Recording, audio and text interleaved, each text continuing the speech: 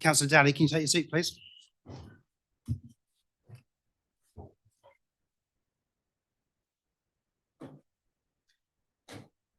Okay, good morning, everyone. I declare the council meeting CO 26/5 open and welcome everyone here. We've got some guests or speakers here this morning. Please note that this meeting is being live streamed and the consequences of that. I'll start with our usual karakia. Whakatau, mai te wairua, whakawātea, mai te hinanalo, whakarite, mai te tinanana, ki ea, ai ngā mahi. Ai. I think we've got a full house today, so there's no apologies. There were no consideration of late items. Does anyone have a declaration of interest? No? Okay. There are no public excluded items. So we'll move on to public forum. We have three speakers today, Jackie Pearce, Diane Leach and Daryl Scott. And first up will be Jackie Pearce. If you'd like to come to the front, please. Take a seat or stand as you will. If you can switch the microphone on, Penilla will help you with that. And if we can keep it to 5 minutes, please. Firstly, thank you for listening to me today. Mr. Mayor, other councillors, Mr. Sol and Mr. Joyce, who I've spoken to before, and everybody else, members of the public. I've all put in a thing saying I'm extremely nervous, so please bear with me. I've brought 2 folders here worth of emails and dealings I've had with the council since 2013. I'm obviously not going to be able to get through those in 5 minutes, so I've tried to summarise the best that I can.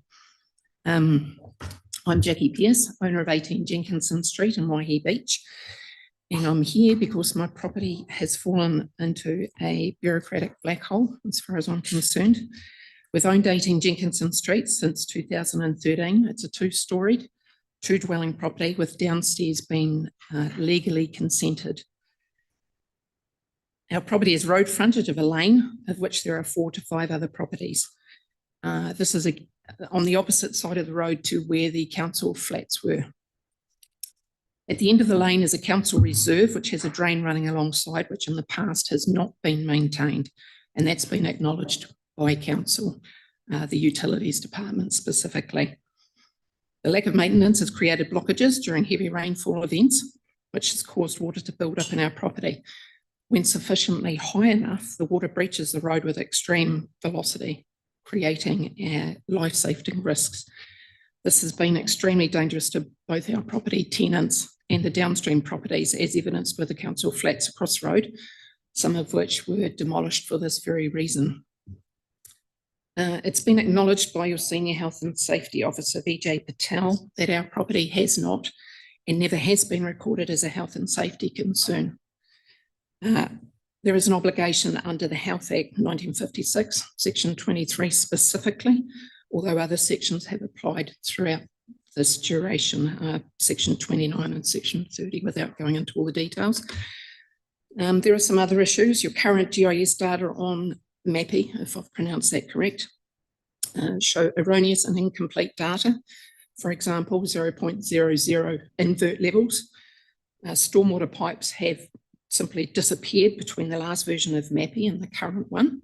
Similarly, a T-intersection of stormwater pipes has simply been amended to show a more favourable angled intersection.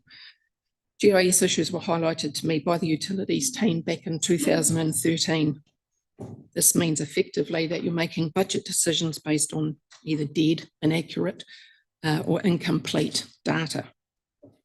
Tonkin and Taylor reports have utilised previous floods, photos, etc. to map the flood zones, and these zones are obviously void of any maintenance issues, despite millions of dollars being spent on consultant fees and reports. Nearby properties have been allowed to connect to the already overloaded pipes, and subdivisions of properties has continued without due consideration of downstream impacts. There does not appear to have been an oversight between council departments. I'm aware through central government that the Western Bay of Plenty District Council failed to apply for government assistance when other councils were doing so. In their case, assistance was sought and granted for properties who had only flooded once. whereas we know Waihi Beach is flooded multiple times. It was up to the local bodies to make this application, and we appear to have missed a golden opportunity for government assistance. The 100,000 plus rental loss. This isn't just a theoretical problem. To date, I've lost over 100,000 in rental income because that downstairs unit is unsafe and uninhabitable. I'm essentially paying the price for the council's failure to have maintained its own assets. I've had issues with mortgages and insurances, and have spent hundreds, if not thousands of hours over this, largely in conversations with council since 2013. The stigma in the $1.4 million loss. Because of these events, my property carries a permanent market stigma. It is unsellable. I'm trapped with a stranded asset with an official valuation of $1.4 million. A Category 3 voluntary buyout is the only fiscally and morally responsible path forward. It's cheaper than to affix any type that hasn't arrived in years, and which would not guarantee safety anyway. I'm also asking that our property is given priority to consideration due to the fact that council by and large has contributed, if not caused, all the matters I've just discussed. I'm asking for an immediate referral to what I understand is the Recovery Office for a Category 3 assessment, and I'd like a written response within 10 days, please. I'm available for questions, written, phone, 24/7, email, anything. I have photos, I have answers I hope to be able to give you, but like I said, I don't know it all off by heart anymore. I used to, but it's not my full-time job, so. Thank you, Jackie, and appreciate you coming in and presenting your situation. Are there any questions of Jackie? Deputy Mayor. Jackie, thank you. Could you just outline the priorities that you want us to consider? It was, I'm not saying it was long-winded, but it was, you've given us the background. What are your priorities? My priorities is to get rid of the property for a reasonable value. Right. Thank you. Councillor Joyce. Thanks for coming in, Jackie, and Thank you. part of our ongoing discussion. The recent storm in January, did you have any impact from that? No. That's good. I mean, the storm was a different pattern, so it's not necessarily relevant to this, but I thought I'd check. And the second thing is the council's work behind your property, cleaning out that previously unmaintained drain, putting in the extra scruffy dome. Yes. How's that? I mean, I believe that that's having an effect on the fact that it hasn't flooded in recent storms. It missed out on Gabriel. It didn't flood during that. So it's the historical aspect of it having flooded. is there further work do you think the council could do around that area that would help protect your property? Not that I can think of. I know there's been suggestions of elevating the property. Its basement is a hollow stone block. I have investigated raising it years ago. It was going to be 50,000 to split it and simply lift the top floor. No demolishing, no moving, no building the bottom level or whatever. So I'm not able to do that. There was a suggestion of a whole wall being put in to surround the property, which is not feasible due to the steps to get into the property.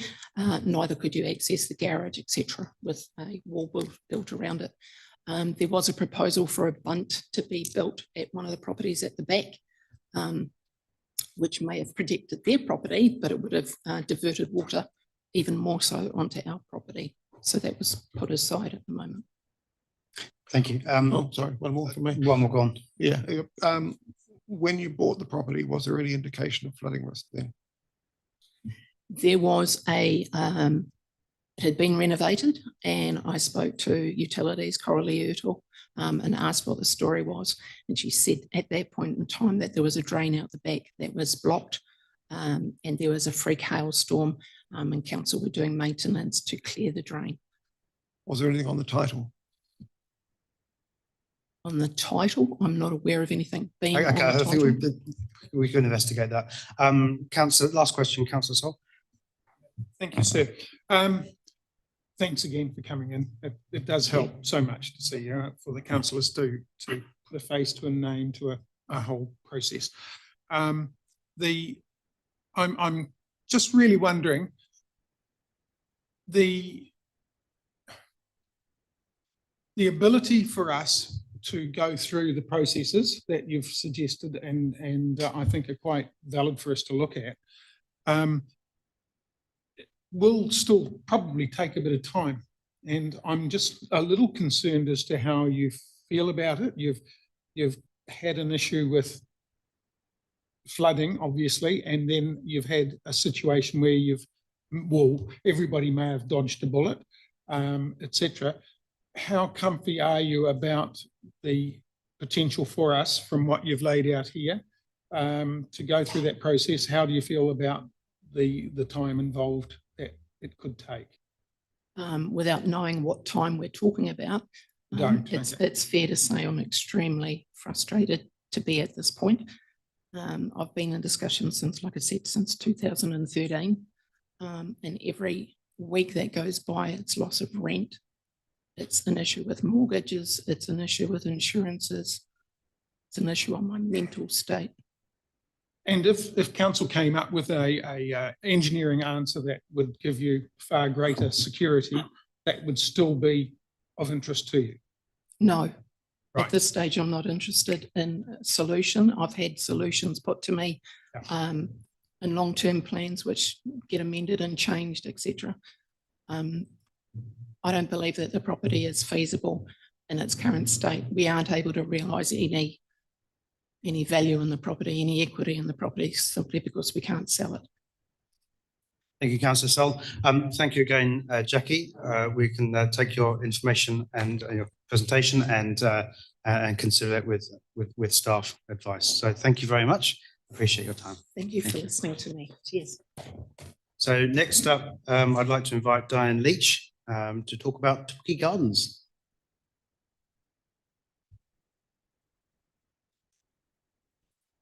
Certainly won't take up 5 minutes. Firstly, thank you, Mayor and councillors, for allowing me to speak today regarding the Te Puke Gardens maintained by Western Bay Council contractors. With me are supporters representing our Te Puke community. In front of you, hopefully on your agenda, is a copy of our requests along with photographs of the gardens. We ask that council to investigate and respond to the following. 1, the danger grasses create, blocking visibility to motorists and pedestrians at roundabouts and pedestrian crossings. 2, the maintenance program. Yes, 2 weeks ago, 9 contractors over 5 days weeded and chopped plants, but the gardens should never have been left to get into the state that they were. Some weeds were over 1 metre tall. Others smothered the flowers. Weeded areas and removal of the dead plants has left bare dirt patches, and the plants that have been chopped look ugly. 3, the choice of plantings. One does not go with the other. Many are not suitable for the growing conditions and always look like they're struggling to survive. 4, who from council oversees the maintenance program? Never in the 60+ years of living in Te Puke, I have never heard so much angst and disappointment over the state of our town. Solutions we ask council to consider. 1, gardens in the medium strip be replaced with lawn, which result in A, danger removed, B, maintenance budget reduced, and C, visually appealing. 2, plantings in all footpath and side street gardens be mass planted with, for example, star jasmine or dwarf grasses, which are currently in some of the gardens, which result in A, the danger removed, B, maintenance program budget reduced. C, plant smothering weeds. Plant smothering weeds, not weeds smothering plants. No bare patches. And D, visually appealing. 3, that the community board be given a budget to contract out the maintenance program. Local governance for local people. Motorists and pedestrians have the right to be safe. Te Puke folk want to be proud of our town. We want visitors to be impressed leaving with a positive view of our town. Let's make Te Puke fabulous again. After all, goodness grows here is our slogan. Thank you. I have questions. Thank you, Diane. Any questions from councillors? Councillor Ray. Firstly, thank you so much for coming in. I just really love to thank you and all your supporters, because this has been something that's been really emotionally draining for me. My question is, so I note that in your submission under solution 1, it talks about removal of all of the plants in the main medium strip. So what I've been told by local residents is that some of the plantings around the historical trees were there so that the mower doesn't damage the roots and foot traffic. Were you aware of those types of things? No, but you can see where the roots are lifting areas. These particular trees, if you haven't been through Te Puke, I'm sure you have been, were planted many, many years ago and are historical trees. Yeah. If it was all in grass, you'd focus more on these gorgeous trees. So you still think yes. that having the grass there would be okay and that we're not damaging any of the roots? I haven't actually thought of the mower going around the roots right by the trees. We'd have to investigate that. And Yeah. just a last question, if I can, sir. So as you're coming up to the roundabouts and things like that, what we're told too with that is that some of the vegetation height is actually a positive thing, and it sort of forces the traffic to calm and to slow. So do you think that that's a viable solution that we have there, or you just think Definitely get not. rid of them One all? of when I've talked to people and got their signatures, that was the main concern, was that and hopefully people slow down when there's a pedestrian crossing and a roundabout anyway, but the visibility is a really big concern, big concern. And I hear that because I don't actually agree with that, but I'm not a traffic engineer. But I think the balance needs to be struck between, we can have it there, but it really needs to be maintained at a high level. So my understanding is we're not able to do that, so it needs to be taken away. Yeah. Thank you. Thank you. Any other questions? Councillor Beach. Thank you. Thank you, Diane, and thank you for your supporters for coming in. Something we've certainly been asked for, and it's really good for the other councillors to see what probably is one of the biggest, if not the biggest issue that we have going in town. And I was privileged to be at the meeting yesterday and listen to the retailers and the people that use that road daily and identify the safety issues and all the other bits and pieces. I really don't have a question for you, but I totally endorse what you're trying to say and listen to the comments yesterday about even reverting back to what it used to be, just basically grass, easy to mow, easy to maintain, and obviously the safety factors as well. So again, just thank you for coming along and your supporters today. Thank you, Shane. Councillor Daly. Yeah, I don't want to go over the same ground as the others. I mean, certainly we appreciate you coming in and the meeting yesterday. For the benefit of the rest of the councillors, there were like 50 people in attendance. I think some good notes were made, and I do want to assure you that the community board is well aware of the issue, and we've talked about it at our last workshop, and we're committed to coming up with a solution that probably matches what your aspirations are. But in your attachment, you've got a petition.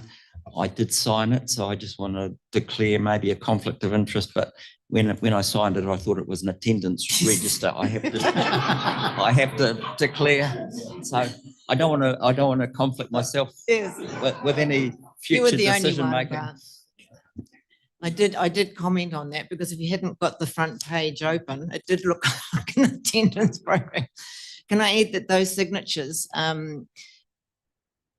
were only people that I had actually been face to face with. So I'm sure if I'd left it in different places, there would have been a lot more. Yeah. And to be honest, I think the mood in the room was that everyone did that sign that probably agreed with your Yes. petition. Yeah. Thank you, Grant. Thank you for that clarification. You've saved yourself a trip to my office. Enough of those lately. But I appreciate the clarification. But thank you very much, Diane, for coming in. Oh, sorry, so one more question. Oh, sorry, Deputy Mayor. We talk a lot in local government, and today you have presented with the community's view, and the plots down on that centre of Te Puke have been an issue for a long time. Would you agree that the big trees should not come out, and there's no reason why grass mowing can't be done around them as it happens in all other parts of the country? And so you had unanimous support yesterday from the committee? Absolutely. Yes. Yeah. Best wishes. Yes. Thank you so much. Thank you. Oh, Councillor Insdown. Morning, Diane. Thank you. Thank you for your presentation. So I just would like to ask one question. It's in part of your solutions for council to consider. May I draw your attention to number 3? So if council was to consider to give a budget for the garden maintenance program to the Te Puke Community Board, what are your suggestions that would look like? What would that look like for Te Puke? The budget. Not the budget, what would the actual maintenance program, are you talking mainly about going back to how council used to be where we had townspeople? Are you saying that you would like council to consider that as Yes. part of Yes. community? So not the power, but the responsibility and the contracting out come back to local people. Thank you. Thank you very much. So I think that's the end of the questions. Yeah, again, appreciate your time, Diane, coming in, and we'll certainly look into that. Seems to be some support, certainly at the community board level, to try and fix something. And I understand. I've certainly read the comments that some people in Te Puke have been making. So thank you. Thank you so much. Mr. Mayor, I think Diane needs to know that we can't make a decision this morning. It gets Thank referred to you, staff Deputy and Mayor. report back. Absolutely. No, I appreciate that. Thank you, Yeah. Deputy Mayor. Thank you. Thank you. So last up, we have Daryl Scott to talk about streetscape design in Omokoroa. I have hard copies if they're needed. What's that? Oh, right, excellent. My apologies. Good morning, Mayor, Deputy Mayor, councillors, staff. Thanks for the opportunity to have 5 minutes of your time. My name is Daryl Scott. I'll blast through the first stuff, not saying word for word. This is for you guys to take away in case you need reference later. But my name is Daryl Scott. I'm a landscape architect, have been for 25 years. I'm also a qualified town planner. I am now focusing more on development, and I am the director of the Mokoroa Country Club. Previously, I was a preferred consultant for Western Bay District Council for any landscape design, landscape assessment work. Over the past 20 years, we've seen Mokoroa develop and grow, and what has been glaringly obvious is a degradation in terms of the landscape or streetscape designs in the village. There's a number of photos. Is it going up anywhere, or we're just going to go on hard copy? Okay. What's in front of you on the second page, if we start with that, with the top image, and as we go down, so that was 2008, and there was trees and lots of space and grass and width, and it looked beautiful. Then in 2012, we kept the space, but we removed the trees.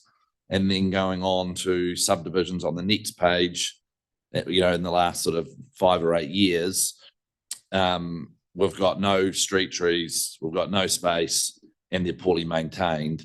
And you can just drive around the eras and you can almost, because of the lack of design and lack of appreciation or effort from council in terms of maintaining good quality streetscapes, you can pretty much pick the era. That was done in 2010, that was done in 2015, that was done in 2020. And on the, I should have numbered these pages. I thought I had a slideshow up, sorry. But on the 4th page, there is a subdivision shot of Amokarawa, and then there is a subdivision shot of Queenstown below. The below image is what I was actually involved in that subdivision. That is a low-cost housing development in Queenstown, and it is low cost. People will scoff. That was a low-cost development. So they are the same lot sizes, and look at the difference in result. Oh, you've got that up. That's okay. Yeah. That was the page I was referring to. I'm not wanting to sit here and criticize council, but the reality is the performance is well below acceptable. There's your Amokarawa subdivision done at the same time as the Queenstown one that I was involved in. The street widths are the same. The difference is some grass and some trees. It's not rocket science, and you just need to be smart about this process, about how we want. The community's got a very strong desire to live in, a nice space. We're not saying design a Queenstown central, laneway that they've spent millions on. We're not saying that. Just some care and effort would be appreciated as opposed to what's shown there. I'll go to my text on the next page. It is clear that the quality of streetscaping is degrading. Most are well below standard. The community perception is concerned about this. I actually started a petition due to my lack of knowledge how petitions work. I was getting emailed every time. So I got 400 emails in the space of about a week saying who cares about how the Amokarawa Road, which is where this is going, how that looks. I actually had to pull it down because I was just like, oh my goodness. So I'm more than happy to start that up and get a huge, but there was 400 within about 7 days. Community perception is concerned about this. Quality environments enhance the social, economic, and cultural well-being of communities, as well as reduce violence and law breaking by creating a sense of place and ownership. This is well documented in the Ministry of Environment papers. The degrading environment reflects a lack of vision and care from council to create positive environments and communities. Maintenance is also really high on the list out there of not being kept up with, but I want to stay focused on the Amokarawa Road opportunity. There is a large need for an attractive gateway and entrance to what is one of the district's major townships. This would involve planting in an entrance feature and would be a legacy statement for the area. Why not do it well? We should be excited by this as council to produce something exciting and memorable and attractive.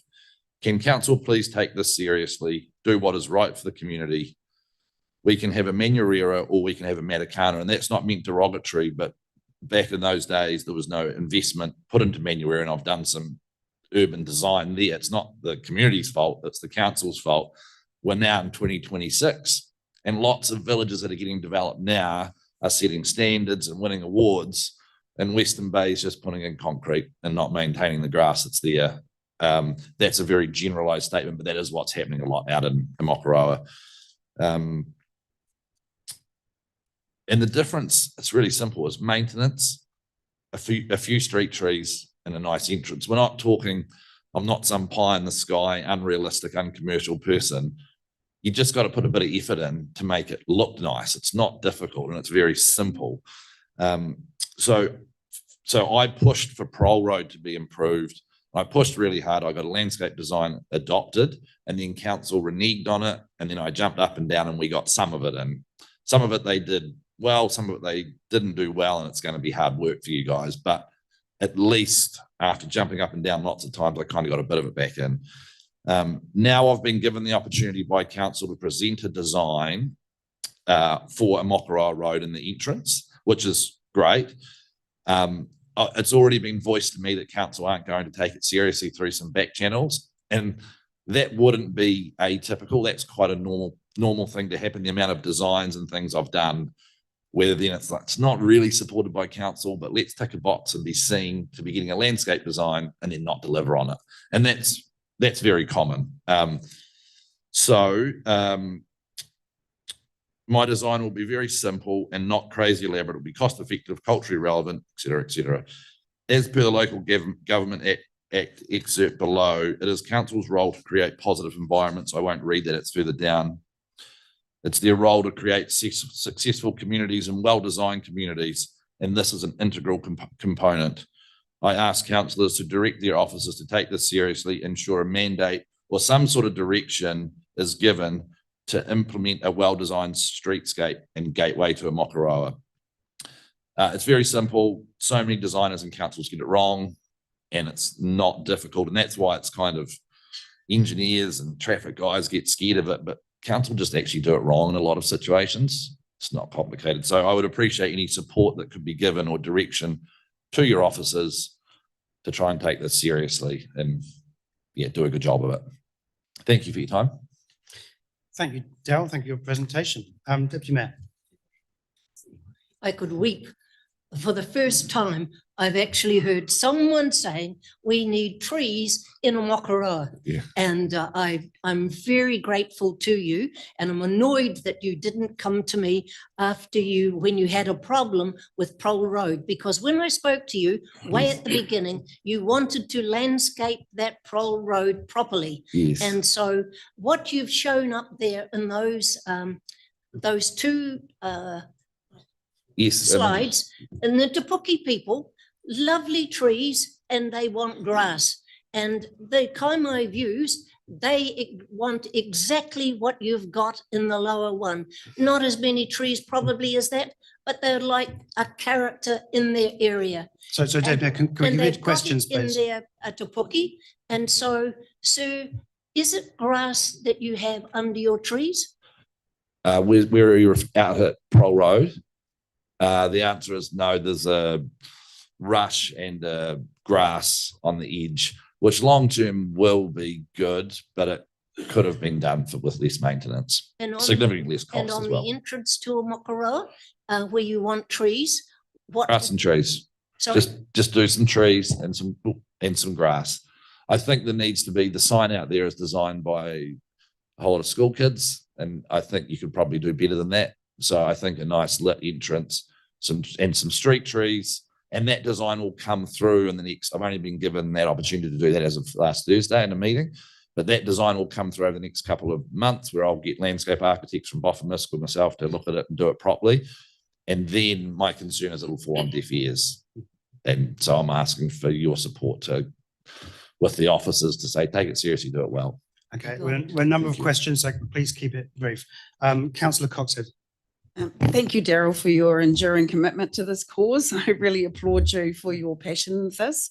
And it's a passion I share as well. I think the trees make a district and a town. You only have to drive into Cambridge or, a little town in France, and the plane trees. I mean, there's nothing that matches that, and it can make a silk purse out of a sow's ear, to be fair, in some cases. And I mean, we are looking at some medium densification in Aotearoa, and we need to have some beautiful entrances, and we need to take notice of what you're talking about here too. So I fully support you.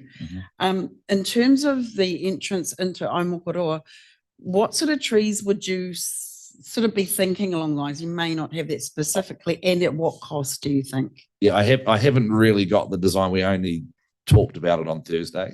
So all I would think of is some trees. You've just got to consider things about maintenance, leaf drop, and as long as you get a few of those main things right, the trees look after themselves.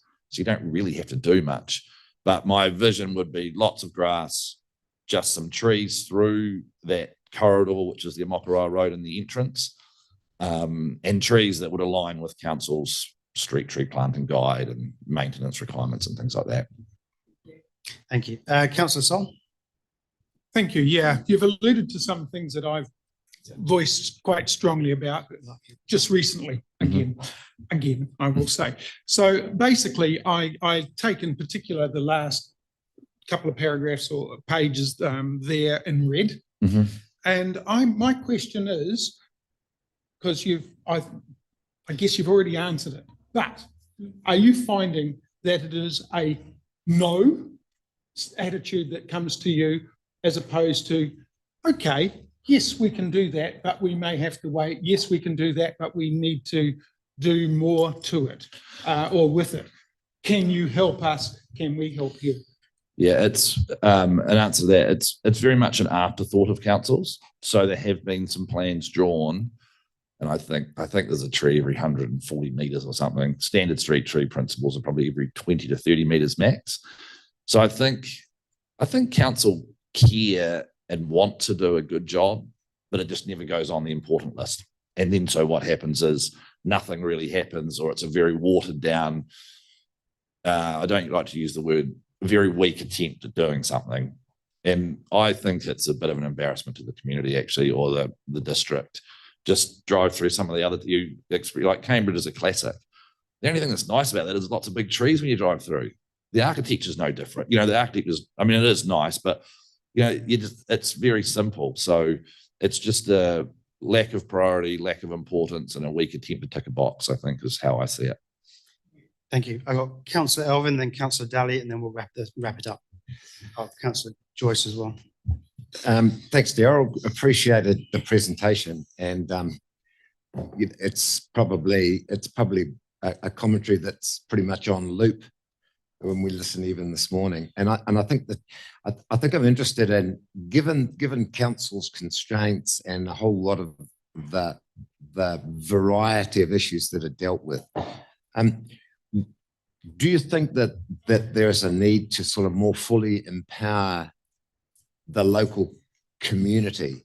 So I'm talking about the community board and those sorts of things. And do you think that's an appropriate, practical place to go? And how would you see the sort of requirements you are expecting delivered into that environment so the locals can have an input?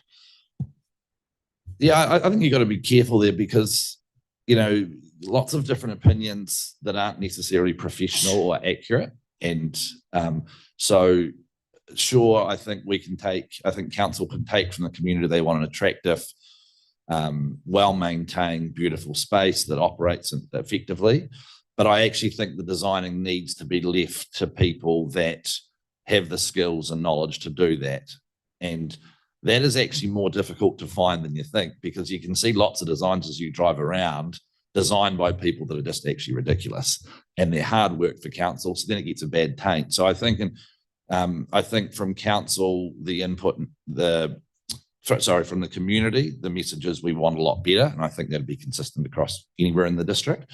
And we want nice landscapes and streetscapes. I think they need to be designed by appropriate designers, but people are good at that. And I think they need to be pushed hard and driven by the council staff. We do need to move on, Councillor Elvin. We've got two more questions. Is that a very quick point? Or? Excellent plug for your skills. Yeah, okay, thank you. Okay, thank you. Councillor Daly and then Councillor Joyce. Yeah, look, I'll be quick, but don't feel the same need for your answer. But I feel this is a serendipitous moment that you're here at the same time as our good people from Te Puke are here with the issue that we've got there. But my question is, the streetscapes that you're talking about would be maintained by the residents who live inside those property boundaries. And our problem in Te Puke is in the median strip that is difficult to access and requires major traffic management So Councillor, I think he's referring to entranceways, not some people's gardens. No, so my question to you is it possible to provide virtually maintenance-free planting in a situation like the main street of Te Puke to minimise lawn mowing and maintenance So that's issues? not a fair question to ask. Well, this is his expertise. We found that he's not. an expert in the subject. Councillor Daly, Dale is not presenting as an expert on planting, is presenting as streetscape in Omokura. So please, let's keep it on topic. I'll go to Councillor Joyce. Thanks for coming in. And I do pick up Grant's point that 2 of our 3 submitters were about our streetscapes. I'll assure you that all communities are very upset with the way the maintenance is going. No respect to Jackie, who's got a different topic. Also a reminder that none of these are on the agenda today, so won't be further discussed today. You're most welcome to stay, but we can't resolve any of these issues today. You've talked about streetscapes. We have a 17A review of environmental maintenance coming up, which is one angle. Sorry, is there a question here, please? Yes, there is a question. Lost my train of thought now, it'll take longer. Well, not, I actually have lost my train of thought, I'm being honest. But there's also street tree policy review coming up, which is Councillor. So I'm going to interrupt here. So, because my question this is is not your role to explain council Well, council I'm policies. just- So I will can say I that just- there is a street tree policy coming up, just as you wanna- said. can I get And I my also question? want to highlight that there are questions in our Mokura consultation at the moment, which specifically ask about how you want your town centres maintained, and do you want a simple or a bit better maintenance. So can I ask my question now? I'll go to you to ask your Thank you. question. Do other councils have a streetscape policy? Because we seem to be taking a bit by bit approach. Yes, many other councils have all sorts of different direction on how to maintain and design their streetscapes. Would you recommend a streetscape policy as a more encompassing approach? A common sense document that you can use would be a good idea. And just to touch further, the work I'm doing on the Mokura Road and Prole Road, I'm funding that myself and I'm bringing in other experts, but I'm definitely not looking for work. But yes, that would be my answer to that. Great. Okay. Well, thank you again, Daryl. Appreciate you coming in. And Thank you. again, it ties nicely with some earlier comments we've heard today. So Appreciate it. hopefully we can achieve something for you. So Thank you very much. Yeah. Thank you all.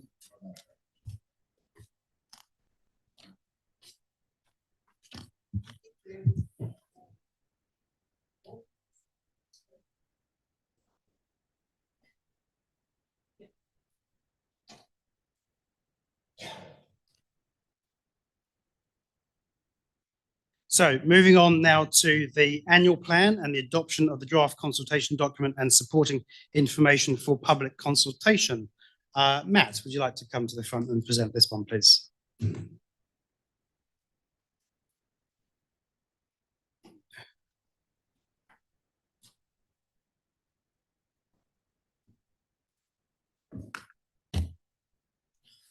Kia ora koutou. So this report presents the annual plan consultation document. It reflects the decisions and direction you provided at the last council meeting.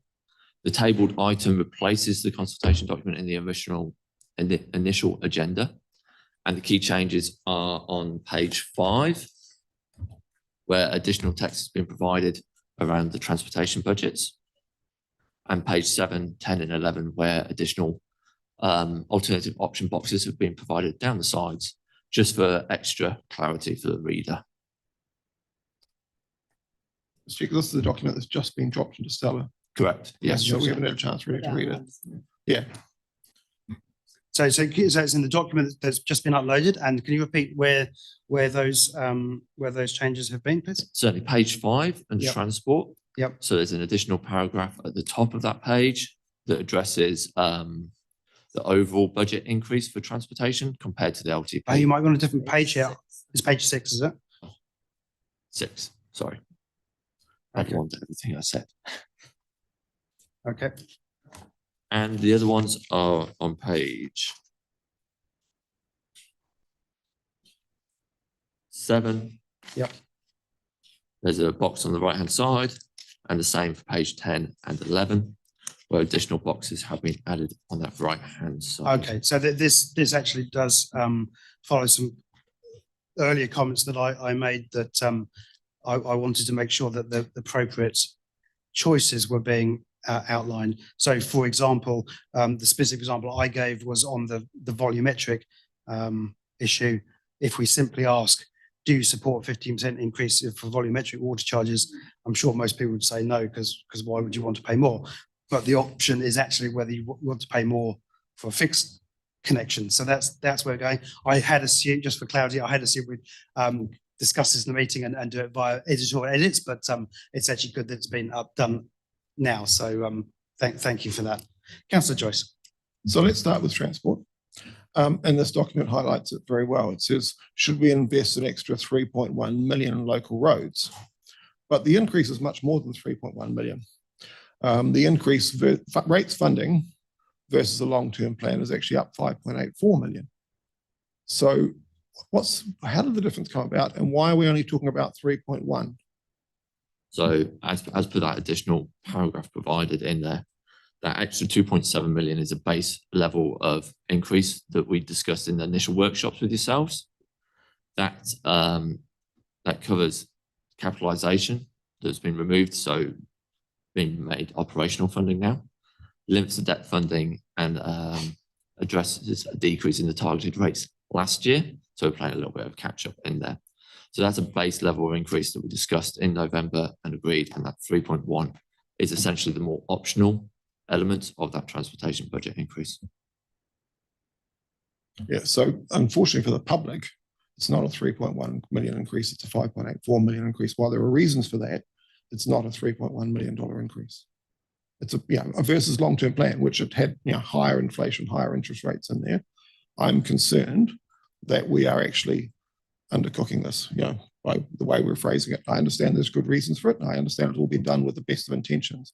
But I think if we're increasing funding, rates funding by 5.84 million, we should say that, and then we should explain the reasonings behind that. I do not believe it is fair on the public to say it's 3.1 when it's not. So is this a question about the extra we're putting in rather than the ordinary extra, if you see what I mean? Does that make sense? But it's above the long-term plan. The long-term plan already included the other extras. I'm not comparing with the previous year. I'm comparing with the long-term plan. And the long-term plan had all those extras and plus a higher inflation rate, plus the higher interest rates. I do not believe this is a... So just to clarify for me here, Matt, the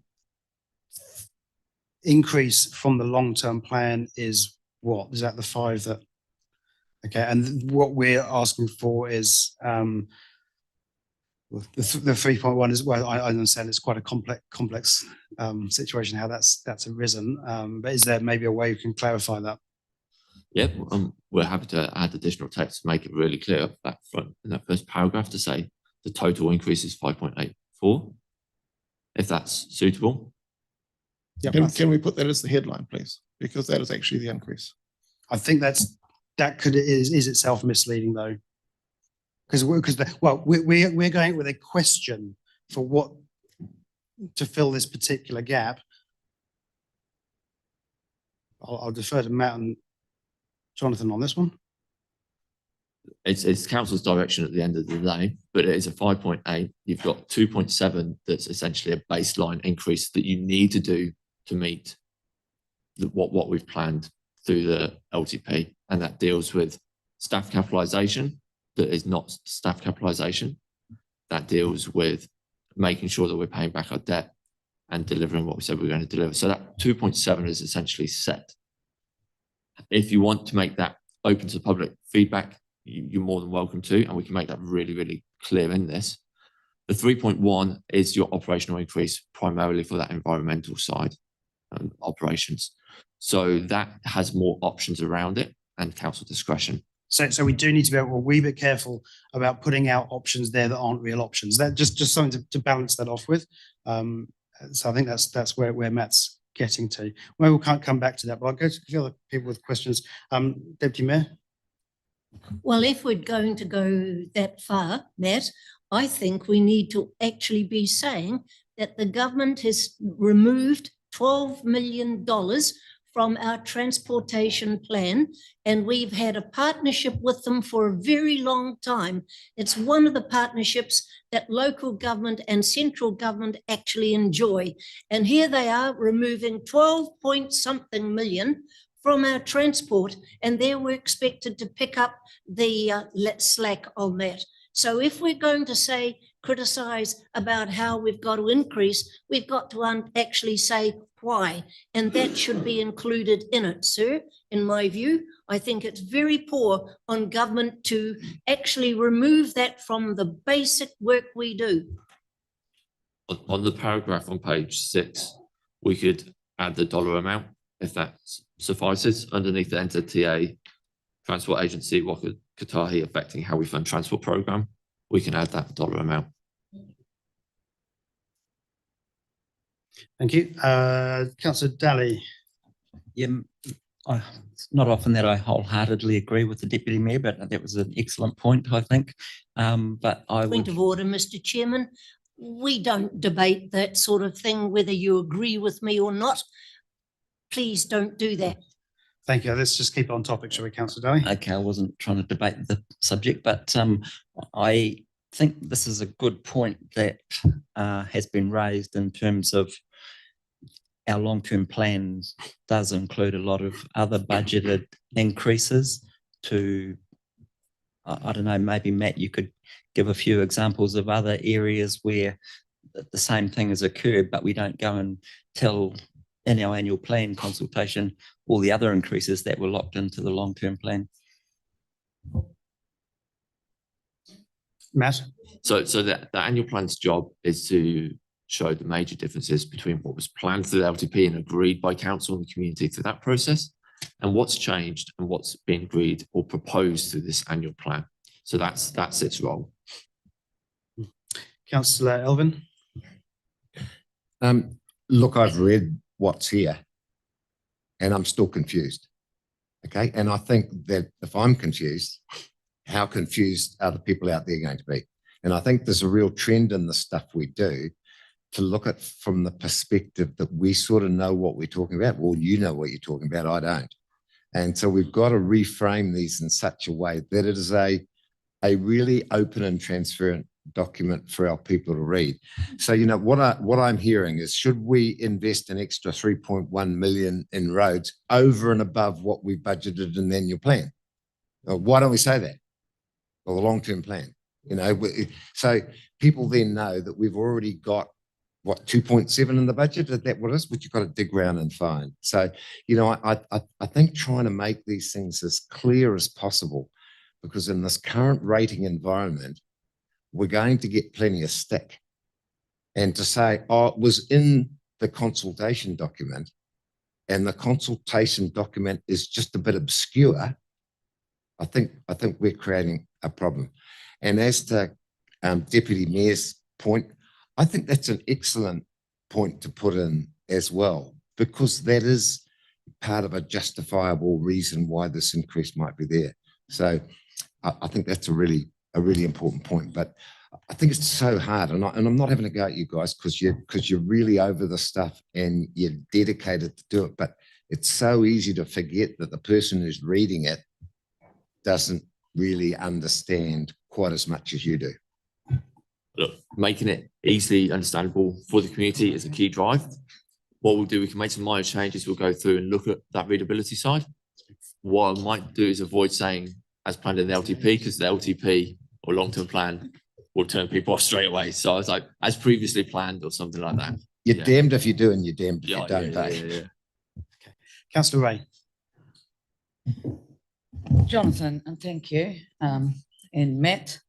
So I just was looking under the page, the tabled item 1, page 10, under the discretionary roading projects. So I'm looking at the options here, and I'm imagining filling this out, you know, as a constituent. Is it possible to say where it says under alternative options, and then it says this would increase rates? It sort of goes back to the point that the mayor made earlier around, as soon as you say that, people will sort of say no.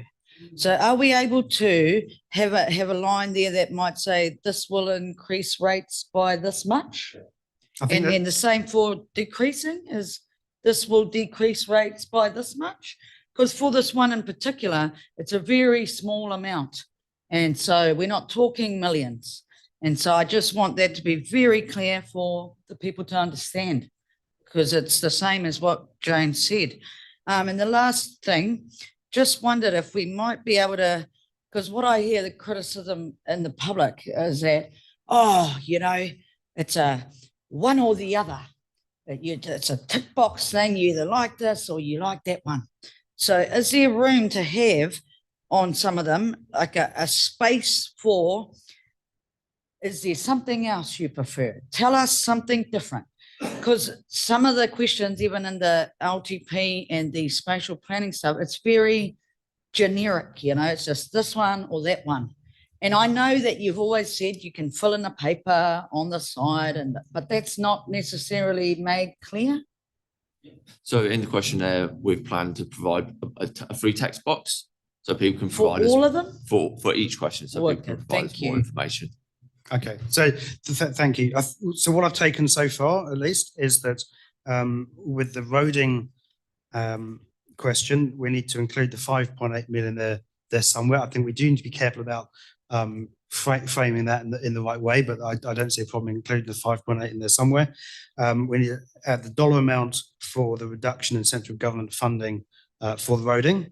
I hear Councillor Elvin's comment about keep it simple and clear. That particular item was phenomenally complex, and so good luck. I'm trying to keep that, but we'll bear that in mind.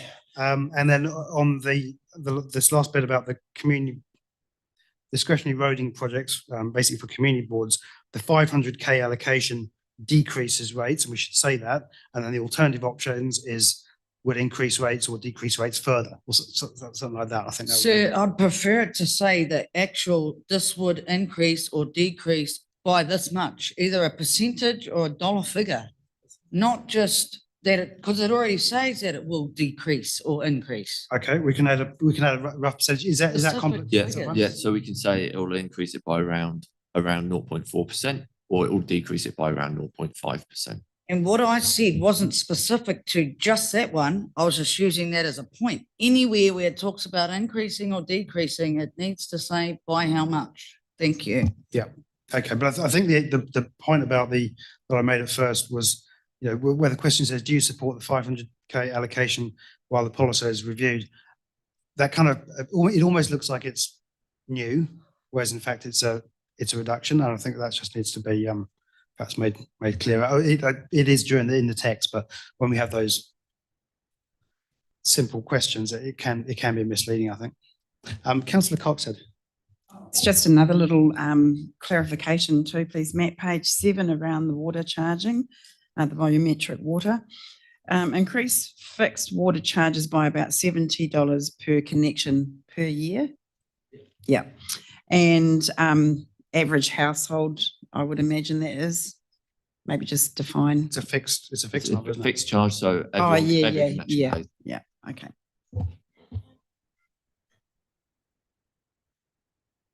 Okay, well, any other questions or sort of comments at this point? I think Councillor Joyce is next, then Councillor Daly.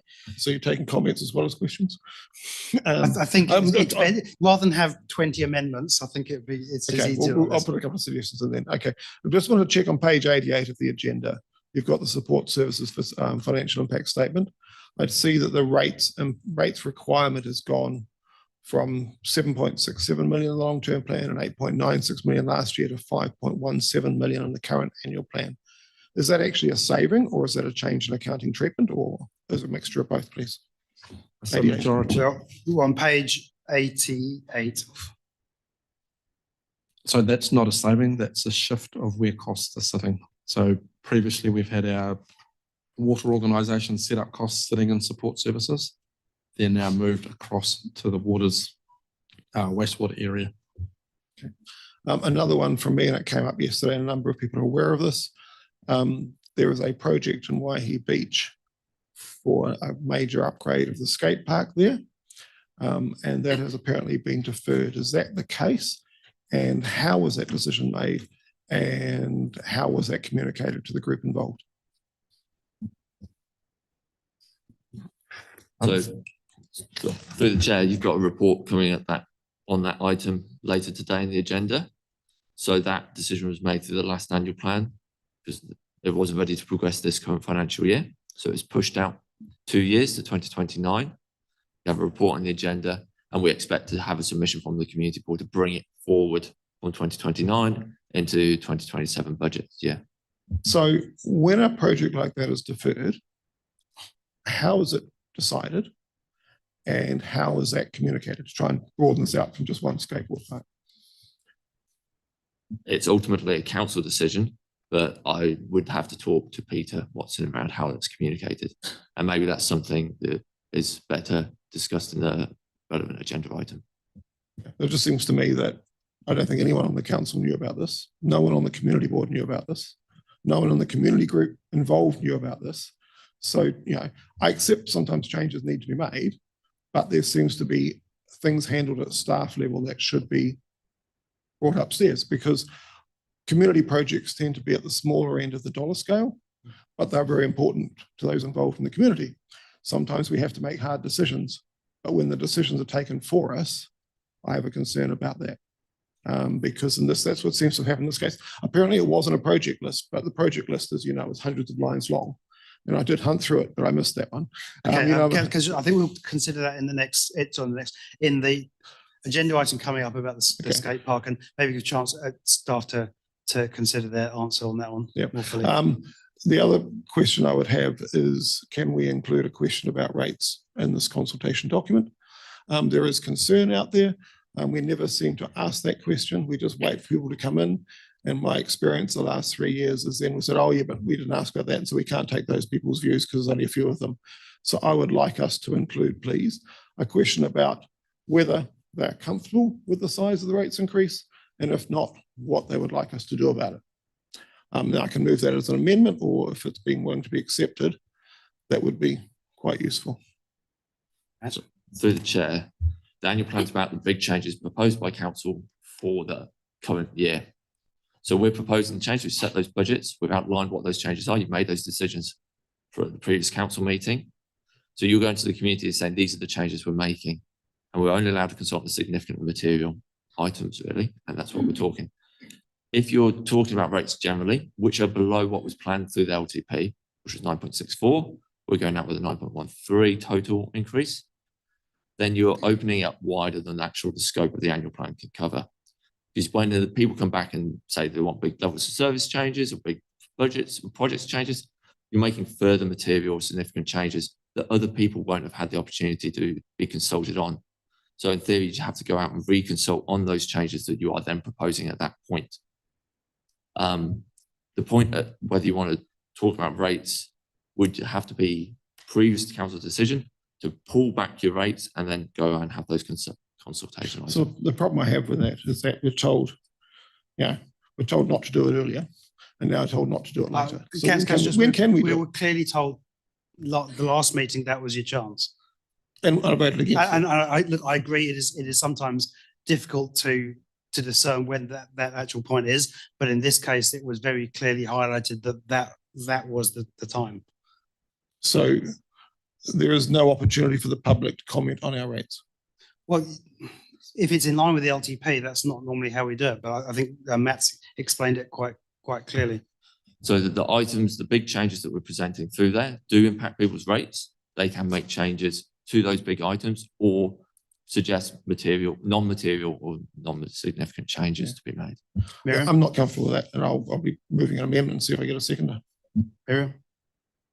As part of the annual plan process, every time that we consult on the significant items, we also get hundreds of comments on the public's view on the level of rates, and often we get suggestions about where we should save. So it's implied when that goes out, there's a significant amount of feedback as a result of that, and then that forms part of the basis for, you will see that in the submissions that come back and the themes and threads which you can take into account when you look at finalising the annual plan, or some of it, if it becomes a significant thread, will be put through to the LTP as a theme as well. For instance, if you've got a lot of feedback about berms and things like that, then there would be somewhere for that to go in terms of a level of service discussion. And that often happens as part of the annual plan consultation. I expect we will get hundreds of submissions on the rates. Thank you. Councillor Daly has got a few people lined up. Councillor Daly, then Councillor Sol. I'm going back a little bit to page 10 on the issue that Councillor Ray raised. And I'm just a little bit concerned about the wording of the alternative option, because at the lower left of that page, it says for 2026-27, we're proposing a 1-year allocation at 500,000 instead of the 904,000 included in the long-term plan. This has reduced the total rates increase. However, under on the box at the right, it says alternative option, increase the allocation to 904,000 for the 26-27 year. This would increase rates. I think the better wording, because I think this is, I mean, it is true, but better wording would be retain the allocation of 904,000, or retain the current allocation or the LTP allocation for the 20. This would, however, there would be this would not provide the same savings as the preferred option, but I know this particular item is going to be very important for the community boards, and we were divided during the workshop on this issue, but I think it would just look better if it said, this is what's currently in the budget, but we are proposing to reduce it. Whereas it looks like we're trying to increase it by 904,000. So no, that's not strictly true, but it's a perception thing. We could add retain previously planned allocation of 904,000. And this would be a 0.4% rates increase. Yeah. It would be a 0.4% increase over the preferred option. Okay, thank you, Councillor Daly. Councillor Sol. I actually wish to just refer a little bit back to the point made by Councillor Ray. And it just concerns me that we make it still quite clear. You've talked about 0.4 on or 0.5 off. And in transport, that's done on land value, correct? So and it's allocated in various different lumps. So I feel it's just a little bit misleading, and we need to make sure that we're clear in any of those statements that we make, that it is on the overall rate take, not infer somehow,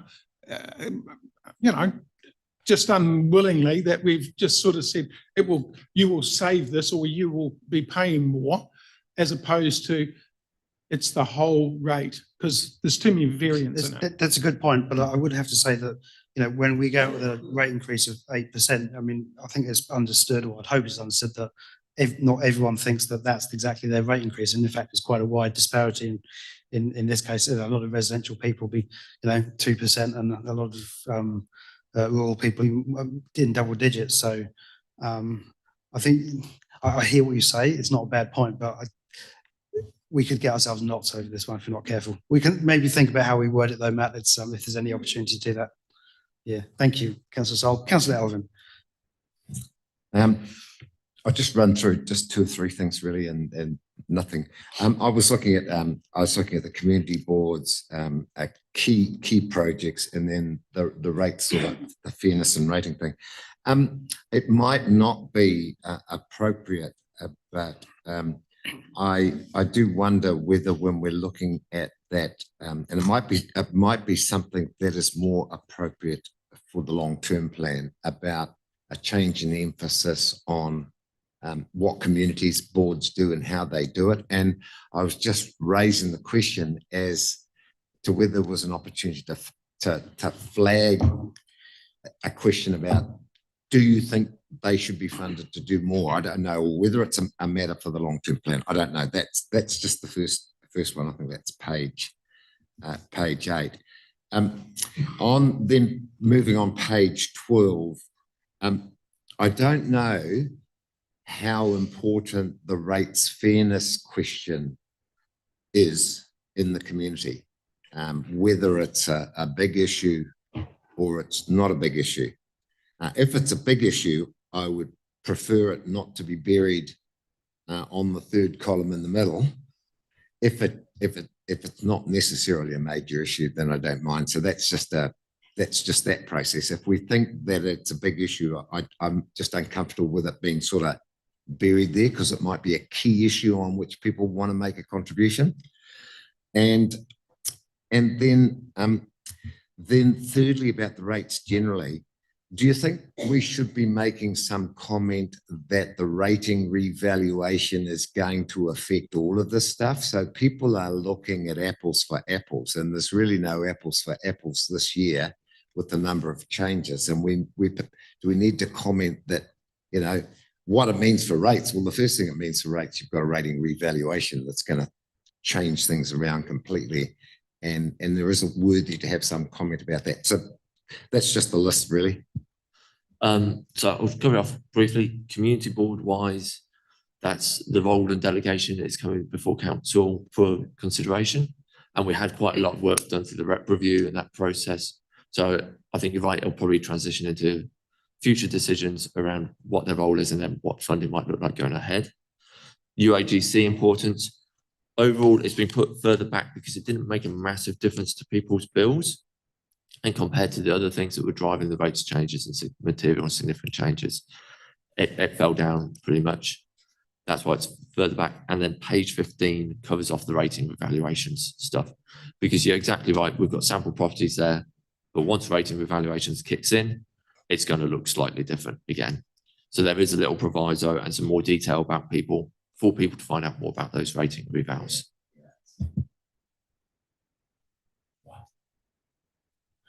Okay, I think they've been taken care of. Thank you, Councillor Elvin. Councillor Coxhead. Actually, it's been covered already. Thank you. Thank you. Deputy Mayor. I would like to follow up on what you said and whether there was any opportunity to put it into this, the unfairness of rates. And you don't want to be unfair, but at the same time, the challenge of our rating system, because, and I think you need to state, some people are going to find a 2% increase and others will find more than that. I think because I was at a function and the woman came up to me and said how she delighted she was because she only had a 3% increase in her rates last year. And so we should take the credit for what we are doing, actually. And I think if you could say that we welcome your submissions and that we will have hearings on after the 23rd of April, and you're welcome to participate. I think, and I acknowledge what Miriam is saying about the difficulty of coping with a lot of submissions, but they tend to group themselves. And so whether we get 100 or 1,000, I think it's really important because people are having a say. And that's what we want from them. But in your report, it's at the statement at the front, I think you could do better. On this comments about the fairness of rates. And the difficulty that we have with the rating system, and that some are going to get a 2% increase and others more than that. And then welcome their submissions and say when we're going to hear them. And that would complete the story.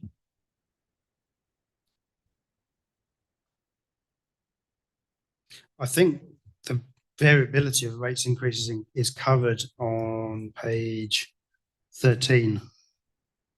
I think it was covered quite well there. But you could take credit for it in the opening statement. I'll have a look at it. Thank you. I don't want to try and redraft it now. Okay, I'll have a look. Councillor Ray. Sorry, I probably should have asked this question in the workshop, but now that I've had a good extensive look at some of the activities that we're planning to do, I just have a quick question. It's on page 63 on my document under natural environment and sustainable living.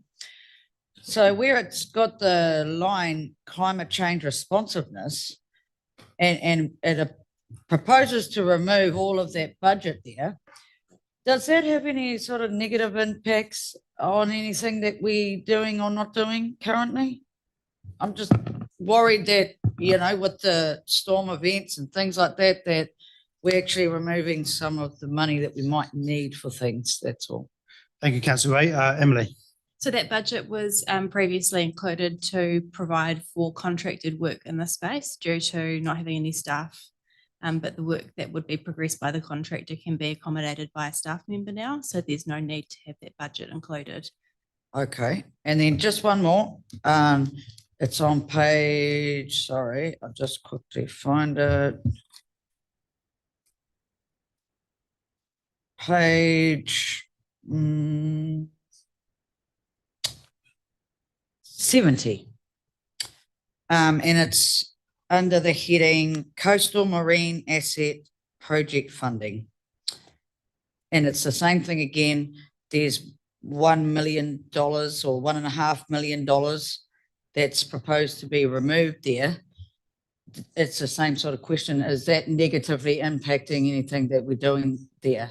That seems like a very large amount of money to just be, that was proposed to be spent, but it's now being taken out.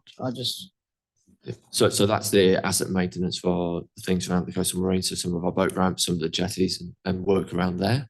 So the team would have looked at what they can push out and what they can rephase, but we can come back to when we get to final to explore that a little bit more detail through deliberations. Okay, thank you.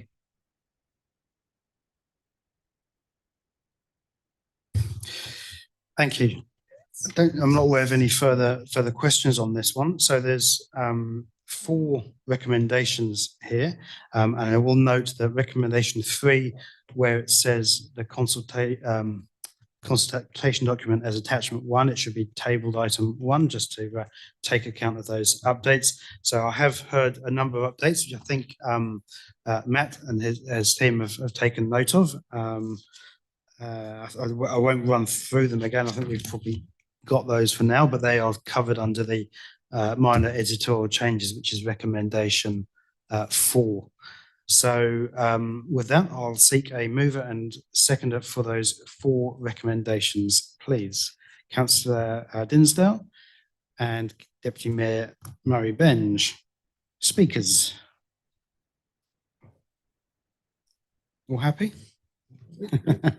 Deputy Mayor. I think that this is the lead into the rates reduction and control.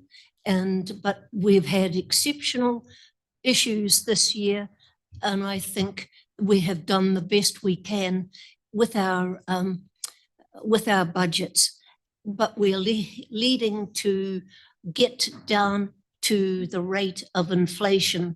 And hopefully it doesn't increase, because it's going to put pressure on us as well. So it's timely. But I come back to the fact that in transportation, we've had a relationship with central government since I don't know when, and that they would contribute to our roading network, even on our district roads, and we've relied on them most heavily. So I regret that $12 million, they should think it was okay just to swip it away and think that we could give to our ratepayers the extra increase to compensate for it. So, sir, I'm concerned that we've got to get government to realise that we have, on our basics, we have a contribution to make, and so do they. And I think that's one of the things we should be lobbying hard with. And we're told that, well, we need something for the storms events that we've had. Well, so be it. But the basic issue is one where that relationship should get back on track and as fast as possible.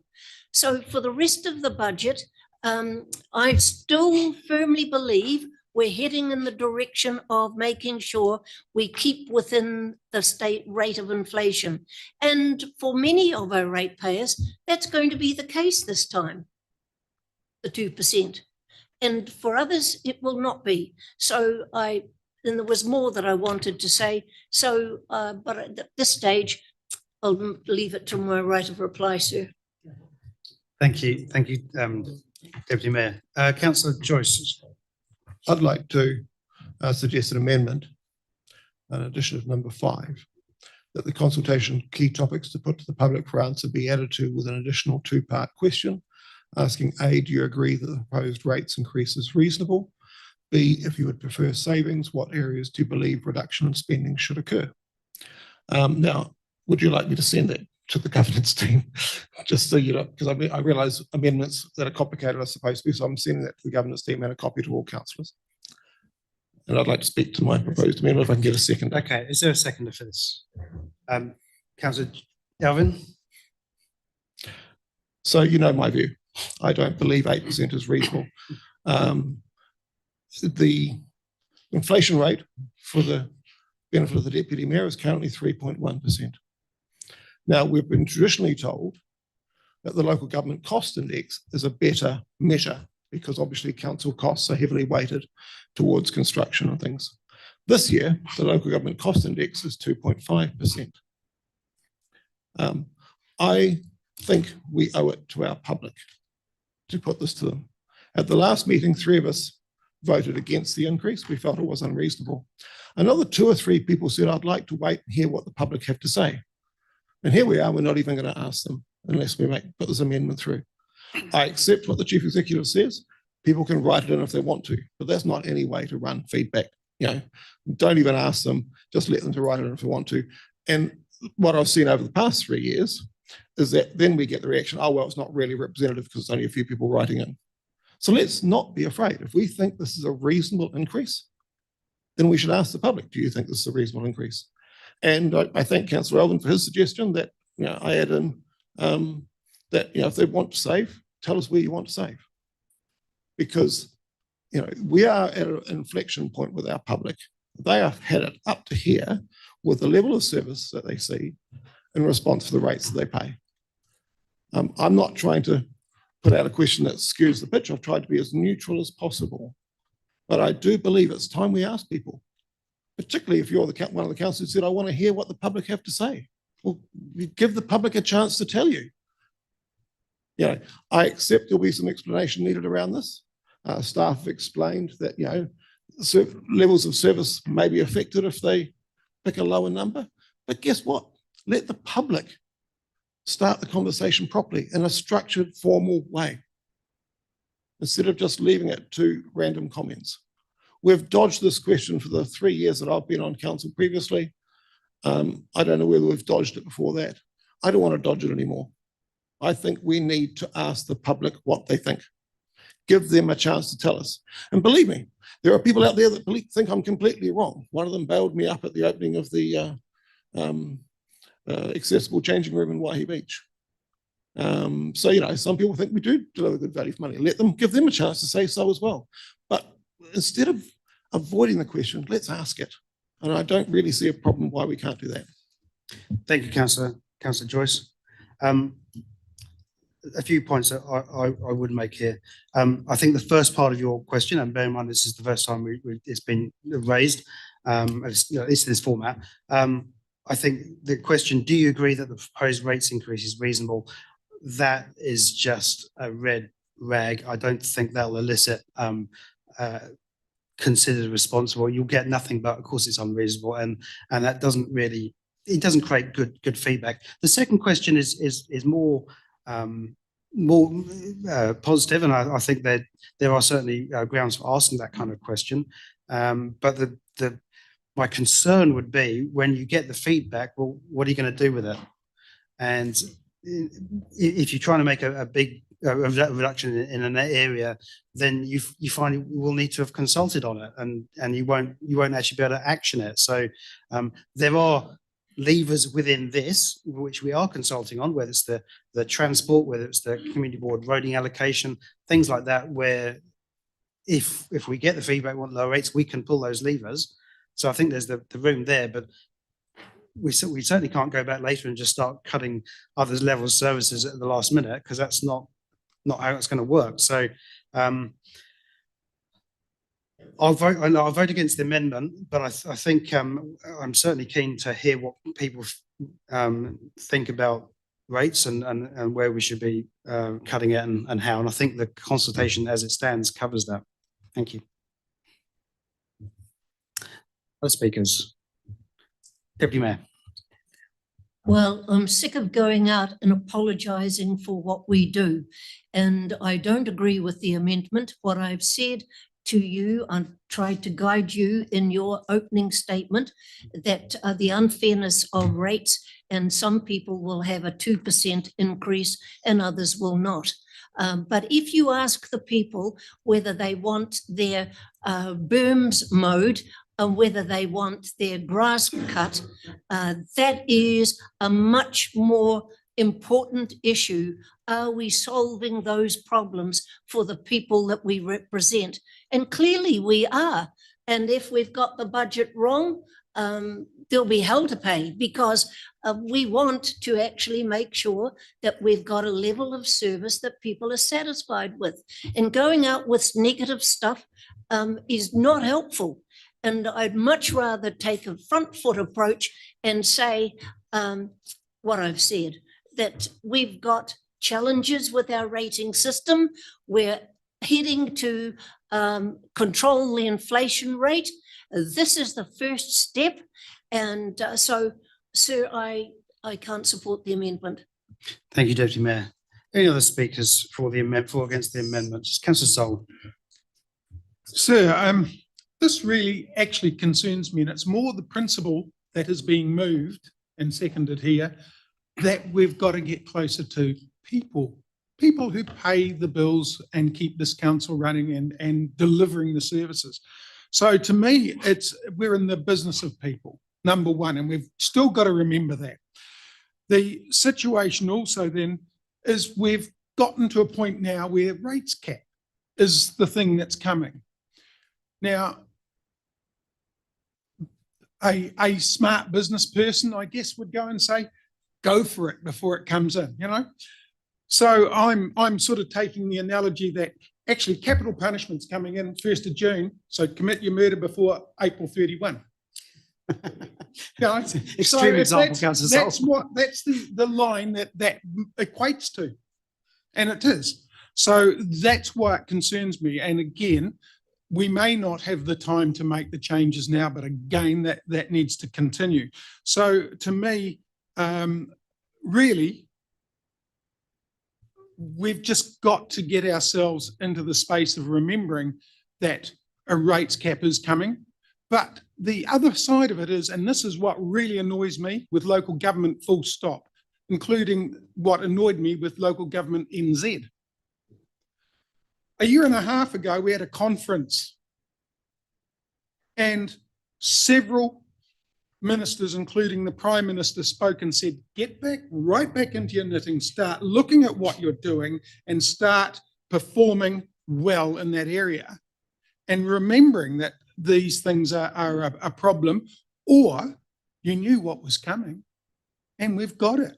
And now we're sort of starting to say, well, let's hedge our bets and grab as much as we can.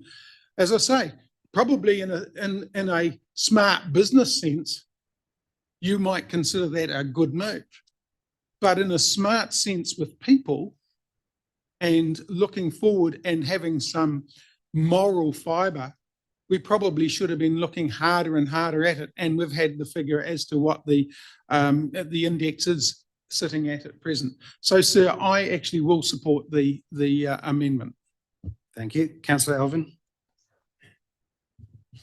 I'm conscious of the negativity of the first part of the resolution, and I'm mindful of that. But I would rather that we gave some thought to how we might modify that rather than tossing it out. And you know, the words are a bit long and it's a bit hard. But you know, we could possibly consider something which provides, and somebody else can wordsmith it, there's a journalist in the room, the long-term plan provided for, well, you got a combination between the lawyer who uses words and the journalist, well, say no more. The long-term plan provided for an increase of not greater than 9% The proposed increase in this plan is 8 whatever it is. Are you happy with that approach? And if you consider it to be too high, where do you think the cut's going to be made? So that changes the emphasis from being purely negative to raising the question to the community to say, how do you feel about this? Because I think, to Margaret's point, the fact that the long-term plan did provide the rates increases might be, I think it's 9 or something. We have brought it in a bit lower than that, not as low as some of us wanted it to be. So we take the fact that we have complied with our long-term plan, but we nonetheless ask the question about how people feel about its fairness and if they think it's too high. So that's just a suggestion to take the negativity out of it, because I accept that that's a valid point, Mayor, but I also think it's an important matter for discussion. I hope the governance team have that wording because I don't. But I'm Thank happy. you. So the point is, are you happy to, as the mover of the amendment, are you happy to change that wording?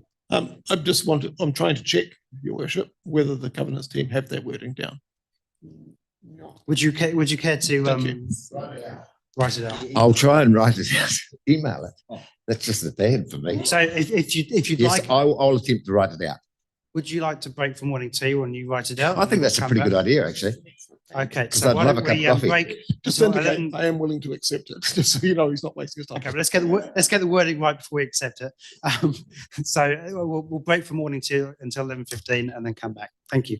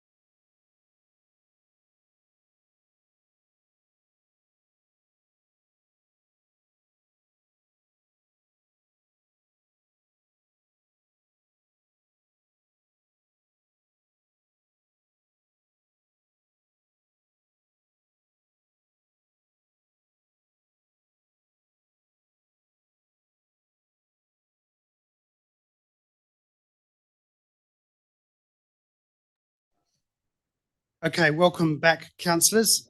So we are still on page 8 and we're discussing the annual plan 26-27. We've done a bit of wordsmithing in the break, and there is an agreed change to the amendment, which is now on screen. So I'll give you a moment to read that and digest it.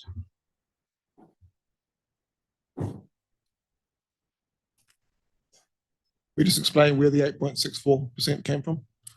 I can happy to say that that's the LTP planned increase, and the 8.1 is what we're planning to go out with through this annual plan.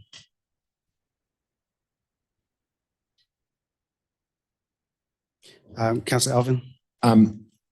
Through you, sir, I think that reflects the expectation that of what I was proposing as an amendment. So I'm very happy with that. Thank you. And as the mover, my key intention was to get the discussion going, and this does that. So I'm happy with it too. Thank you. So are there any, so picked up halfway through the debate, so are there any more speakers for or against this amendment? Councillor Daly. Look, I agree with the intent of the original amendment. I think we've come up with a reasonable solution, but I'm still a little bit concerned about the second to last paragraph, because I think we should also give people the opportunity to tell us where they think we could provide additional service or better service, because what we know, and Matt has explained, that we've got a 5.8% increase in transportation spending budget, and that comes at a cost of something else. So quite often people don't know what that something else is until it's no longer provided. So I really think people should tell us, have the opportunity to tell us where they think they would like to prioritise our spending. And I know Matt is going to add some explanatory text in the consultation document, so I'd like that to be addressed as well. Give people the opportunity to tell us what their priorities are for our spending. But other than that, I fully support this. Okay, Councillor Deputy Mayor. It doesn't impress me. I would much prefer to see your statement include the challenges that we face rather than have this as a separate issue. So it's just a nothing to me.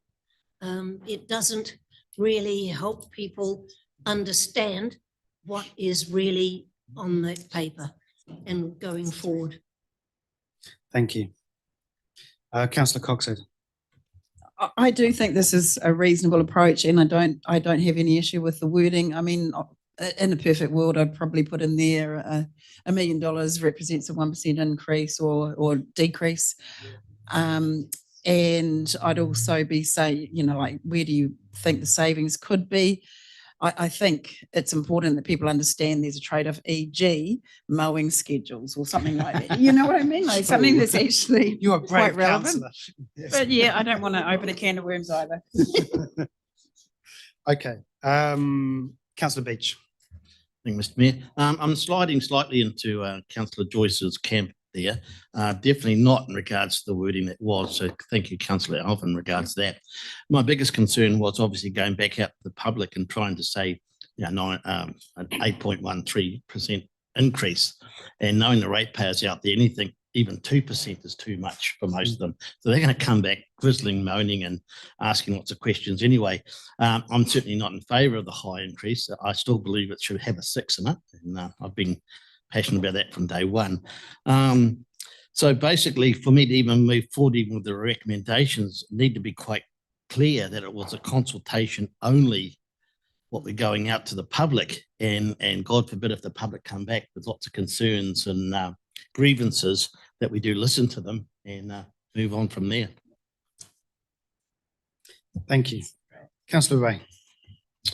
Thank you. I I was a little bit disappointed that it got cut short early for lunch because I really wanted to speak earlier and it's kind of like the point's already gone. But thank you, Graham, for bringing that up because I did largely support what Rodney was saying with his amendment. But in my view, it did need to contain some stronger wording because it's similar to what you said, Tracy. It's not a business as usual type thing. So if we go down this track, then it needs to be made very clear that things are not going to be the same. What are the gives and the takes? And I'm just not sure that sometimes the public don't understand that part to it. And then you go and change it.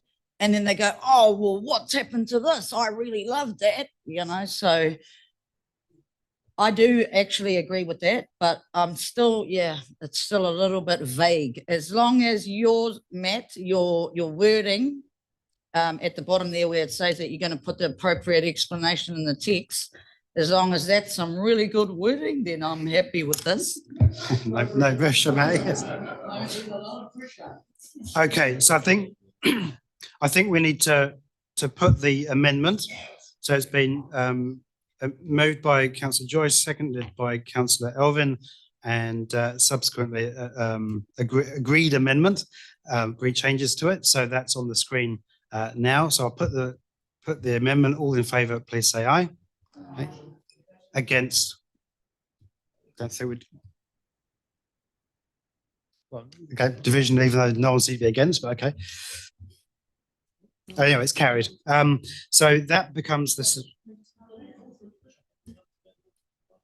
You have, but I didn't hear anyone say we're against.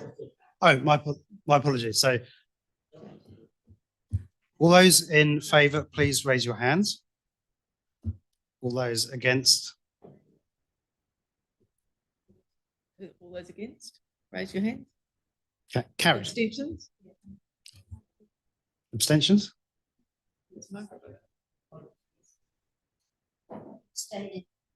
Okay. Should I formalise what I've said? Should I be formalising what I said about the need to go into No. on your report? Should I formalise that? That's an editorial change we can make. There is one change which I've been advised that needs to have a further amendment. So so we're back to the substantive motion, but that I'll invite counts. As you can only make one amendment, can't you? So Rodney can't. Yeah. So I'll invite a mover that can't be Rodney to cover off the issue around the 5.8 million versus 3.1 in the transport section. And I think you've already spoken to it, but I think the request was around the 5.8 needs to be in the headline because that's the change between the annual plan and the long-term plan, but it's the 3.1 where we're asking the question because that's the bit that's optional, as it were. So is there a mover and seconder for that? Councillor Sol, Councillor Ray. Does anyone wish to debate that? Councillor Joyce. You got to get there in the end. So the explanation for those that are wondering what the heck we're doing, because I couldn't move it, is that, as Matt said, as staff said during the previous discussion, the annual plan, we're supposed to highlight major changes from the long-term plan. So the major change in transport funding is not 3.1, it's 5.8 million. Now we can explain that part of that we feel is compulsory and we don't feel we have much say on it, but we need to highlight what is the change from the long-term plan and put that in front of the public. A, because as staff has said, that's what annual plans are supposed to do. And B, we've been accused by some people that aren't very happy with us of hiding things in the past. Saying it's 3.1 when it's really 5.8 to me is not a good solution. It's better to say it is 5.8, but of that, 2.7 we feel we have to do. So we're asking you about the 3.1. So it's a difficult concept, and I accept the questioning during the break about, are we confusing the public? But I think if we don't go out with the right figure, then we're also confusing the public. So my view subject to your agreement or not, is that we go out with a headline number and then we explain why we're asking about the 3.1, not the 3.7. Okay, thank you. So with any further debate on this one, or else I'll put it, councillor Sol? Just go a little bit. Basically, I support this. I think it's terribly important that we start to become more visible and things able to be seen and understood. And as we go forward, I guess over the next couple of years, I hope that we see that progress continue. I dislike using the word weasel words, but at times that's what you get left open for if you don't start explaining things better. So I'm quite happy with that change. Okay, thank you. Deputy Mayor. I support the change, and I'm really annoyed with myself that I didn't formalise any recommendations that I suggested before, because I think they will all get lost. And that I'm really disappointed in. And if I could have some assurance that they're not going to get lost, then I would be, and you get your statement right, then I'll be more than happy. But I'm just sorry that I didn't formalise it, sir. Can I reassure you, Deputy Mayor, that the other changes which we've got, and I'm happy to go through them. But hi, how are you? but they won't get lost. So please be assured on that. Okay, so I'm going to put the amendment, which is around the 5.8 million versus 3.1 million in the headline, and there's going to be some explanation around that, which will be covered by the editorial amendments. So I'll put that. All in favour, please say aye. Against? Carried. So that now becomes a substantive motion. So we're going to have. So let me go through. So we have recommendation. 1, 2, 3, 3, then we'll make. Yeah. Okay. So we've got the current 1, current 2, current 3, but it has the attachment changed to tabled item 1, and then there are 2 additional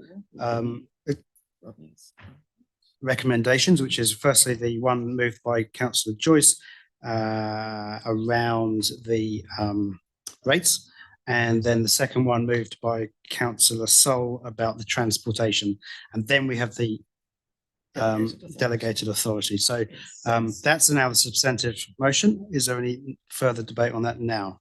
Sir, Councillor Disdale has the right of reply. You can speak, yes. Thank you all for the changes made today. I think it's an important step. I can't claim to be happy with the annual plan. I still think 8.1% is too high at a time when we have 3.1% CPI and 2.5% local government cost index. So, you know, I'm in a slightly weird position of, do I vote to go to consultation on an annual plan I don't agree with? But I think, you know, it would be churlish not to encourage the changes we've made today. So I'm happy to go out to consultation. 3 of us voted against the annual plan in the previous meeting. Another 2 or 3 said they wanted to get the view of the public. So today, the changes made were aimed at meeting that requirement from various councillors. I'm very pleased we're not hiding from the rates discussion anymore. As I say, it's taken 3 years to get this into a consultation document. I think we need to have this discussion. Is it all one way? No, as I said before, I've been told off for being such a tight bum. I presume the word bum is parliamentary. You know, so yeah, I want people to give us their views. You know, if you think I'm wrong, tell us. For goodness sake, if you think you're getting value from the council, tell us. But if you think you're not getting value, also please tell us. My perception is that people are upset by the level of rates, but they're actually more upset by the fact they don't feel they get value for what they put in. The last point I'd make is that we have an efficiency review underway. And I think it's due to report shortly. And that will be another opportunity to look at what we do. Because I think if we were a lean, focused council that was delivering lots of services, then I think this whole debate about rates would go away to a certain extent. There's also the issue of how we structure our rates. In the last term, I thought we'd at least informally agreed to have a rating review in this term. That seems to have disappeared. You know, I go back to the point I've made on a number of occasions that even if you had a zero value dollar house, if such a thing was possible in Te Puke or in anywhere else, but Te Puke and Karikari are the two examples I looked at, your rates would still be over $2,000, even if your house had no value. And that is because we have such a flat system. You know, we talked, and Graham was right to raise the issue about the revaluations, but the simple fact is 3/4 of a typical person's household rates are fixed. They won't change due to the valuation because we've got everything locked down. You know, a supermarket with a huge roof and a large asphalt car park pays the same stormwater fee as a 2-bedroom cottage. So we've got work to do. So it's both a matter of being as efficient as we can, but also in how we charge rates. And I look forward to taking up that discussion as part of the long-term plan.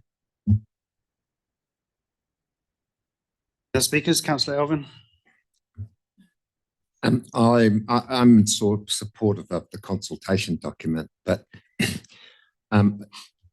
you know, it's a very clumsy process, and I think with the obligations we've got to central government and the requirements that we have to comply with, it does mean it's difficult to provide a document that is easy for our ratepayer to understand and have a meaningful consultation on. And I think we've taken some steps to perhaps make that a little easier. And I think the challenge for us going forward is to continue to make that as seamless as it can be for our ratepayer. But notwithstanding that, I'm supportive of the document. Thank you, Councillor Daly. Look, I've been rereading How to Win Friends and Influence People recently, and I think our... Can I change seats? Carry on. Our standard approach to consultation doesn't always lend itself to winning friends. We certainly influence people and we elicit responses, but I really like the idea that we've just introduced through Rodney's amendment to ask the people what they really think and what they really value to be more important, because everyone would rather pay less for their rates. And I think our recent issue trying to cut back the level of service on lawn mowing is a valid point that was raised earlier as an example, because as soon as people don't get what they've always got, then the moaning and the grizzles really come out. And so it's a question of prioritisation, but it's also a question of what needs to be done. And our example of the roading budget increases does mean that other services or budgets have been cut, and we're not necessarily going to know what they are until people no longer receive those benefits. I think one thing we haven't really talked about in this debate is the change to the UAGC that will have a significant impact on some ratepayers, but overall it does provide quite a reasonable, a much more reasonable rates increase for probably 80 to 90% of our ratepayers, and that can't be underemphasised. And I would certainly like some feedback in the consultation submissions about that, and also going hand with the revaluations. Of course, that has an impact that not everyone realises how that works. But in terms of the talking to people over recent community events about our community quest and annual plan, spatial plan, long-term plan, pre-engagement, I have actually been put upon by some people who, and they're not concerned that the rates are going up, they're actually concerned about what they're going to lose by budget cuts. And especially in the community board space, they had limited budgets to start with, they've got limited delegations, but they really do value that. And I think we got that through our representation review, that people value their community boards and they should give them something to work with. So I do support these recommendations. Thank you, Councillor Daly. Before I go to the next speaker, I did actually want to just check because we've made quite a few significant changes and the consultation is due to start tomorrow. And there is not time to change it today, to change everything. I'm in meetings until about 10 o'clock tonight. So if we start consultation later tomorrow rather than first thing tomorrow, does that work? Yeah, that'll be fine. Right. Yeah. Okay. Just thought I'd clarify that before we actually say that consultation starts tomorrow. Next I have Councillor Dinsdale. Thank you. Firstly, I'd just like to congratulate you all on the draft consultation document. Yep, and the challenges that lay ahead in drafting it. But I support the current document with the inclusion in the amendments 5 and 6. I also just really would like to pick up on a matter that our Deputy Mayor has raised. It would be a shame if all of that was lost in this room and not actually actioned any further. So yeah, and our Mayor has reassured that it will get worked on, but realistically, we'd really like to see what that looks like. Thank you.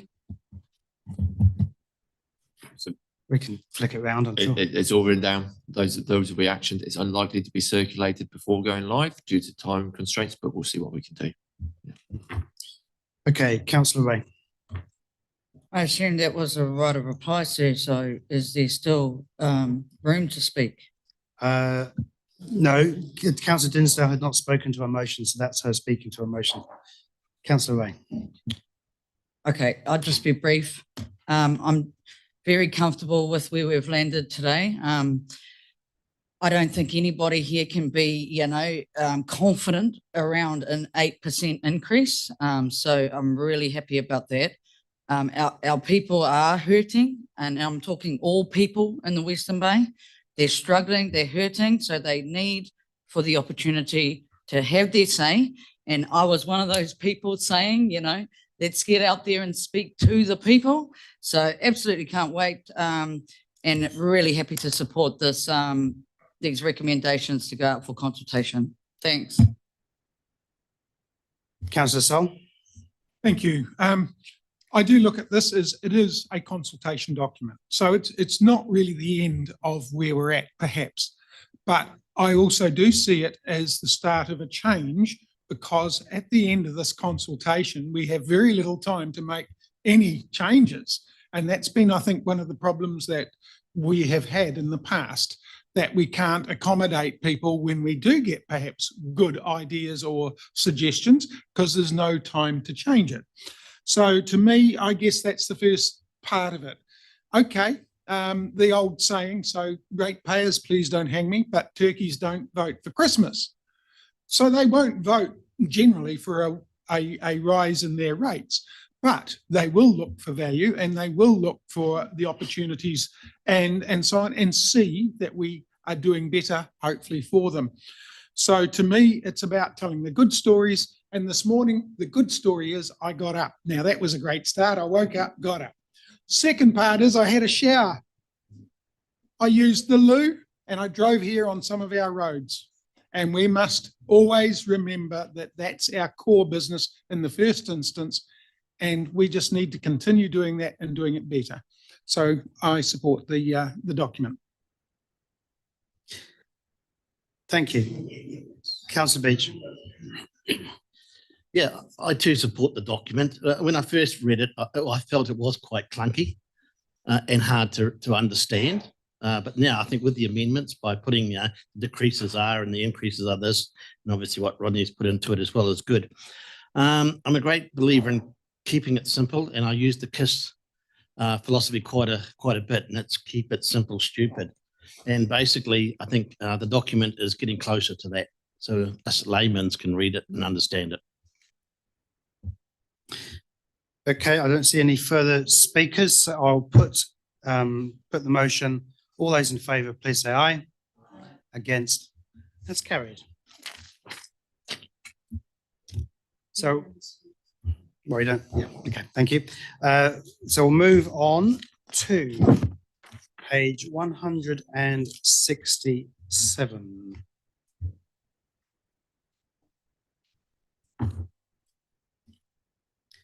This is the adoption of fees and charges for consultation. I think it's fairly self-explanatory, but does anyone have any questions for Matt? No? Councillor Sol, were you intending to move it? Yes, sir. I wish to move it. Okay. Councillor Cox said seconds. All in favour? Oh, sorry, debate? No, all in favour, please say aye. Aye. Against? Carried. So we move on to the consultation on indicative financial contributions. And we're on page 232.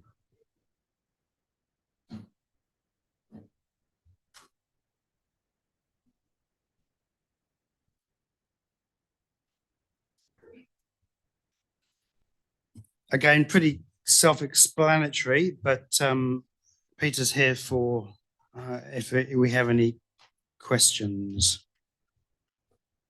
Councillor Joyce. Yeah, these things move around and I know it's all explained in there, but for the sake of the public, it must be very confusing, you know. Katikati down 1.9%, Te up 1.4. Is it just around, I mean, as I understand it, it's mostly around matching projects to growth and when it's occurring. So, yeah, can you just give us a quick potted explanation of these changes? Yeah, good morning. Yeah, there's a lot of variables at play in a particular model, and no one variable particularly overrides. Example being we've had a new look based on our bill estimates for inflation on one project alone that has face value of 13.2 million. It changed last year from 17.6 to having an impact of 16.2 in this year's version of it. So operate out for the full 10 years, and there's as I say, a lot of components. So we're not just from the point of view of collating the FinCos, we're not just looking at an annual plan view of it, we're looking at a planning period view of it, which is our full 10 years of data. So yes, there's a whole lot of things at play. It's not easy to explain one particular lever or one particular change in a variable leading to a change, but it's cost and timing, project, a lot of project timing. If we bring forward projects, they're no longer in play there, they're brought forward. Waihi Beach, I hate to stick it to my constituents, but you know, we've been told that at least part of the FinCo funding is completely underwater and will never be paid off. And I accept that, and I also accept the fact that there's very little development going on in Waihi Beach area. So no matter what we said as the FinCos, it doesn't really move the needle. But it just seems when we've had a report that some of the FinCos are completely underwater, that they've suddenly dropped 4.6%. Yeah, the main reason for the drop was a larger than budgeted FinCo for the Wilson Road development. Again, there's addressed in this report, we still have fundamental review of schemes to do as they relate to water. They're in conjunction with the water entity due diligence and things like that. So that's the major change there, but it would be fair to say that we would need to look specifically at Waihi Beach and some of the schemes where they are, as they we haven't made any adjustments to the growth pays for growth concept. So we just need to review that in due time. So when, sorry, I don't mean to hook things, but when will that review take place? Is that a long-term plan type review or when? Well, I think there's a lot of things coming together for the next long-term plan, and it's about perhaps running that process consistently with the water entity conversations. That's where the debt is, typically in the waters. Deputy Mayor Murray Bench. How restrictive is this statement? How can we don't know who's coming in and wants to do development in our council area. Does this restrict what they can do? For example, if it's not going to cost council anything, can it be included? How restrictive is this statement. So we're approving the fees and charges, sorry, the financial contributions. Miriam? Deputy Mayor, I think you're thinking, is this preventing development and growth? Across New Zealand, the philosophy is growth pays for growth. And there's a cost to joining up to council provided infrastructure that often we've put in advance. And so we've obviously got loans against that. So this whole process of reviewing on an annual basis our financial contributions, or for development contributions for most councils, is a standard approach. In terms of the level of contributions, it depends on the level of investment the councils put in. For instance, in Omokoroa, we have a lot of very new and expensive infrastructure, and that is a reason why that you have a higher FinCo in Omokoroa. And it also is based on the calculation of what we predict will be the number of new lots that will apply to link up to this infrastructure. So some of it is forecast. We can't determine it all in advance. And every year we do a sort of an adjustment to make sure that we come back to the right base going forward. So we've still got the right numbers, we think, going forward. So it's actually quite a complex operation, Margaret, but it's also something that all growth councils in New Zealand have to deal with, and all developers expect to pay contributions to use our infrastructure. Otherwise, if we didn't have this, ratepayers would pay for this. Still doesn't stop any developer who can provide everything from doing a development, even if it's not in the statement. So it gives certainty to developers about how much they will have to allow in their costings when they do their developments, because obviously this will go into the pricing model that they had in terms of how much it costs to build and provide. And so generally these costs are passed on to the purchaser. I just want to clarify what the Deputy Mayor was asking. If, for example, a developer says we'll do our own stormwater, they don't presumably then have to pay all of the stormwater contribution. If they say they're going to do their own pipes, I mean, obviously some of it's plants and treatment further on, so it wouldn't be, but yeah, it is a negotiation, right, where if they take on more of the work, we don't necessarily charge them the full amount. Yes and no. So where you've got an urban development such as Omokoroa, if the services are provided to the site, you're going to pay a charge to provide them, regardless of whether you take that up or not. Generally, when developers provide their own infrastructure, they do it at scale because it makes sense. And then you'd have a separate plan change, for instance. And so you would do it as part of a large development. Given most of our developers are on smaller scale, they generally pay nearly all of these financial contributions based on the infrastructure. But it's only where it's provided, of course.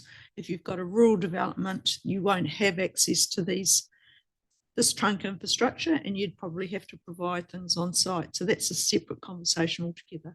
So I think it's user pays, and the concept being that growth pays for growth. And if you can't connect it to core infrastructure like this, then you do have to provide it yourself. Thank you. I'm conscious this is about the amounts rather than discourse on the philosophy of FinCos, but I have Councillor Sol and then Councillor Alvin. Who moved this? No one has. It's Nobody questions. has. Well, questions. It's purely questions, yeah. For the debate. And so. Okay, Councillor Alvin.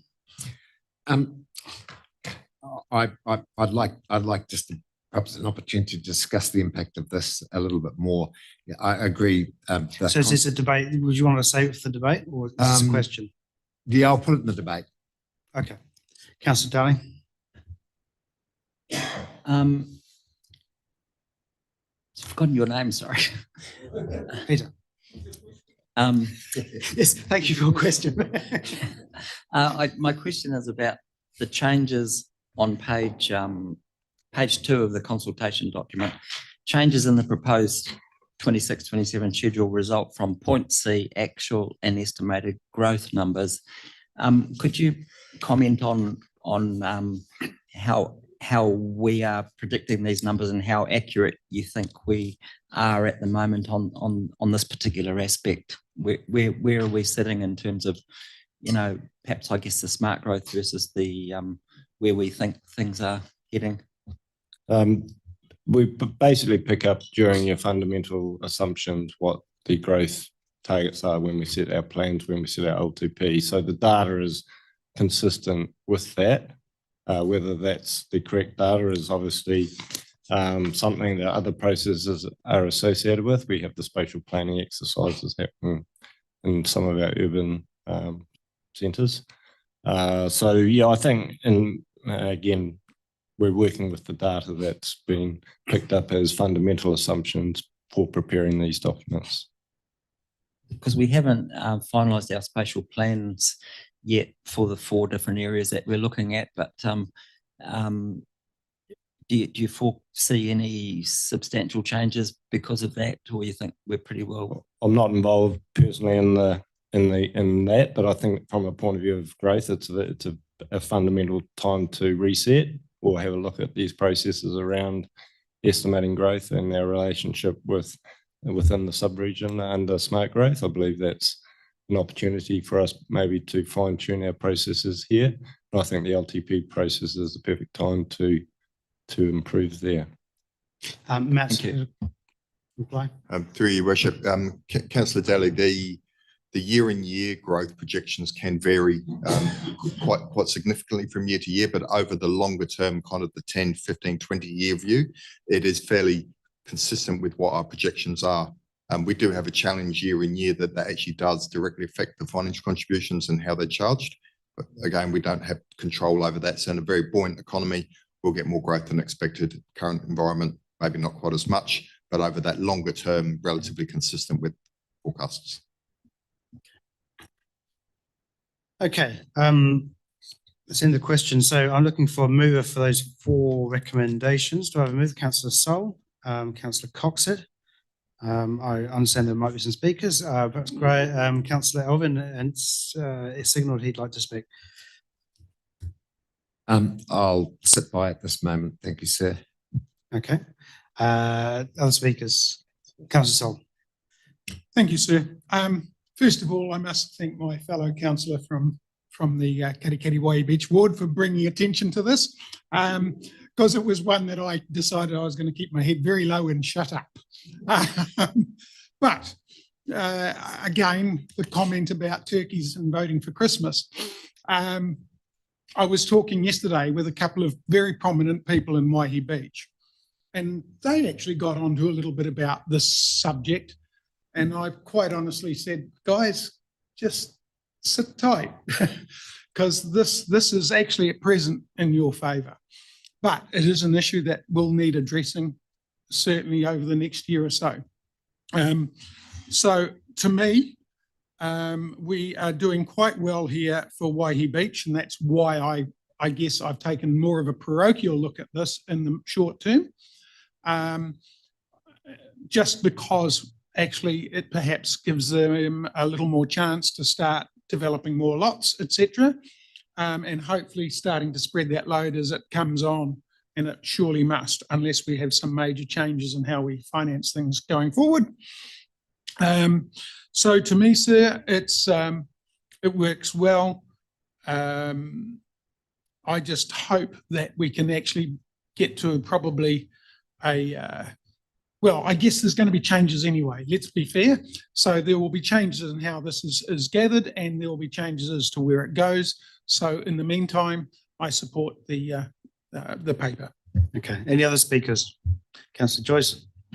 I guess there's probably a few people listening that wondering what are some of these cryptic references to Waihi Beach. So Waihi Beach, the current growth projection is only for a few dozen lots. So, and there's a rather large structure program debt for Waihi Beach that will not be satisfied by a few dozen lots. So that area is going through a spatial planning exercise. It's also got very wet lately, and reinforced the challenges in that community in terms of if it is to grow, where it would grow without creating further stormwater issues. So, there are some difficult conversations to come. My plea, as always, is that we take a closer look at some of the structure plan stuff.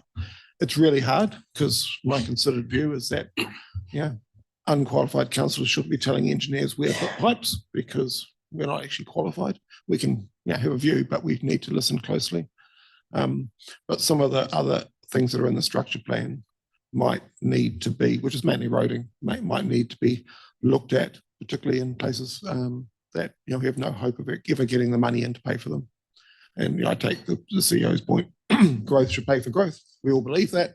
The only other option, as is also said, is that ratepayers take the bill. And that's when rates keep going up and up and up. So it's a difficult one. In Katikati, we have 40 odd hectares of industrial land that no one can afford to develop. Basically, no one's got deep enough pockets to build that infrastructure. We thought we were going to have a fairy godmother come in and back it, but the fairy godmother decided they were busy elsewhere. So we do have a problem. We have a problem in that no matter how good our plans are, unless we've got the sections, both residential and industrial, to pay for it, then there's not going to happen. So I do think, not today, but we need to have a deeper look at this, both to aid our understanding, but also to see how we can answer those tough questions where we can't afford to grow, right? We can't afford to grow. That industrial estates, some of the owners there are ready to go, but they just don't have deep enough pockets to develop it. So how does that work? And, there's a massive, well, if you look at the valuation numbers, there's massive in Katikati terms. So everybody else is a modest demand for industrial property. And Katikati industrial values keep going up. Now I'm an industrial property tenant, so I'm a bit conflicted with that one. But, there's demand for jobs in Katikati. A job gets advertised in Katikati for local and 60, 70, 80 people apply because they don't want to commute to Tauranga, but we have no land. So this needs a deeper look. Thank you, Councillor Joyce. Councillor Miriam first. In that vein, Councillor Joyce, just to let you know, under the proposed new legislation where you'll have development levies replacing development contributions and financial contributions, there's definitely a more broadening of the base for income to fund that growth infrastructure. And I'm aware of a council who has already agreed that under the new development levy approach, where they need to fund large-scale development, there'll also be an additional 30-year surcharge on those rates for those communities. So where development can't pay for everything up front, it's also going to be funded by additional levies on those properties. So that's where some councils have already gone. The government wants to broaden that. So it's not necessarily the case that the developer's going to have to pay for everything up front. It might be transferred to the new owners. Deputy Mayor. Well, I'm not opposed to the recommendations. I support them, but our area is blessed. And I'm not so much in the West, people like to go for holidays there, but we've got kiwi fruit that is the driving force of the economic well-being of this district. And in Te Puke, they can't get enough land to actually build the kiwi fruit industry up, but growing it is, and it's taking over from farmland and everywhere else. This introduces me to the issue of people need to be able to live where they work, and we need houses. And the price of houses is dropping slightly, but for a great many young people, owning a home is a distant belief or a dream. And I think, in my view, the more development we have that can put houses on our land to house our young people who don't want to go to Australia and who want to actually work in our industries, we have to take a look at what we're actually doing. And that Tikainga town, 15-minute town on gold kiwi fruit in So, Councillor Deputy Mayor, we need to keep on to Fincos. We are short of time today. I am, sir, because that no developer wants to do it, and I'll prove that as time goes by. but we need to actually make sure that whoever does the work actually pays for it. And so, so long as we're flexible with our systems and we actually keep an open mind with the work that we do in the future around this table. So I think we could create something that's quite unique and really worthwhile for this district. Thank you, Deputy Mayor. Councillor Elvin. Look, thank you, Miriam, for that commentary. I think the thing that was starting to concern me is the concept of growth, funding growth means there is no growth sometimes. And so I'd be really interested to look at that, those proposals that come through, because it does seem to me in an environment like ours, we do need to come up with an alternative to fund that growth. And so look forward to that, and thanks for your commentary. Thank you, Councillor Elvin. So there's 4 recommendations that have been moved by Councillor Sol, seconded by Councillor Coxhead. I'll put the motion. All in favour, please say aye. Against? Carried. Thank you, Peter. Further to my comment just now, we are looking like we'll be adjourning later on to continue the meeting tomorrow because there's another meeting this afternoon. So just with that in mind, we'll move on to the next item, which is the Waihi Beach Medical Centre submissions. Bit of a dead rubber, this one, but anyway, we'll invite Peter to talk to this one. Yeah, we're on page 274.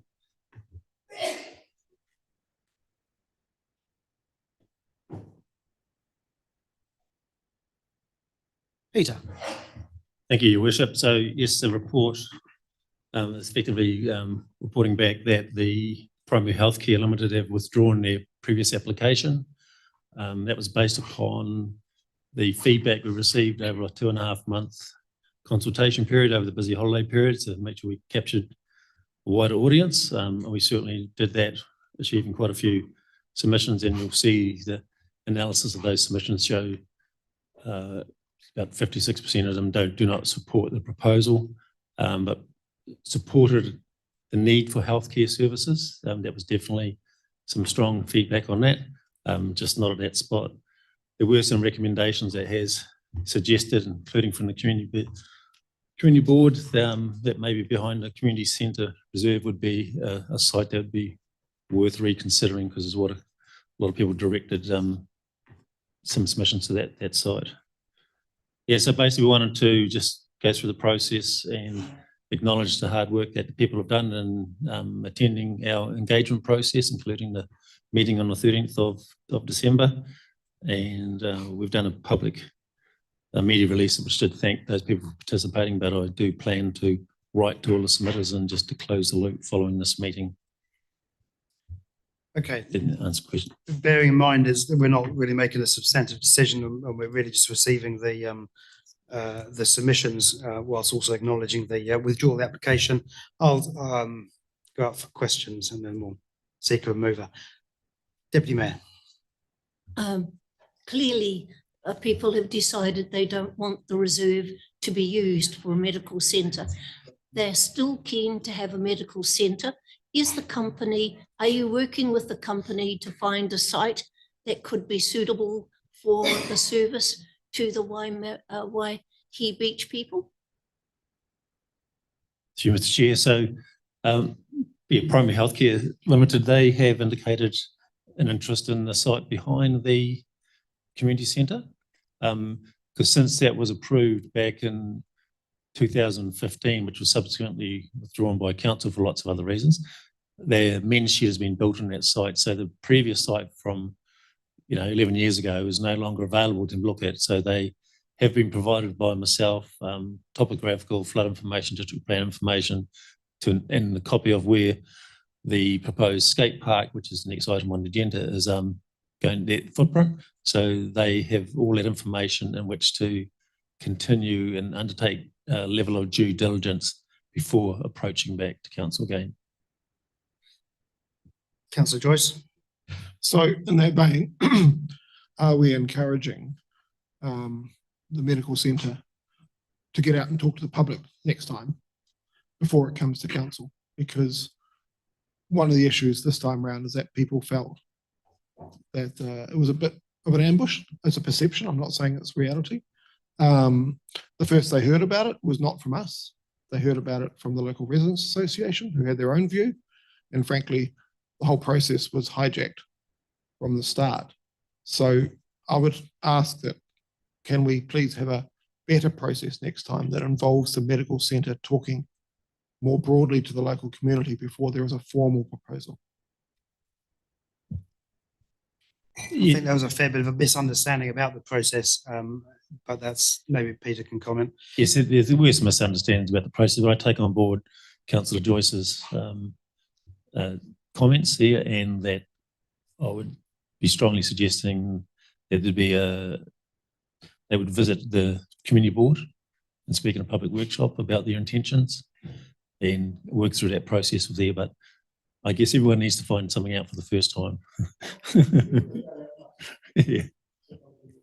Councillor Coxhead. Good morning. Afternoon now.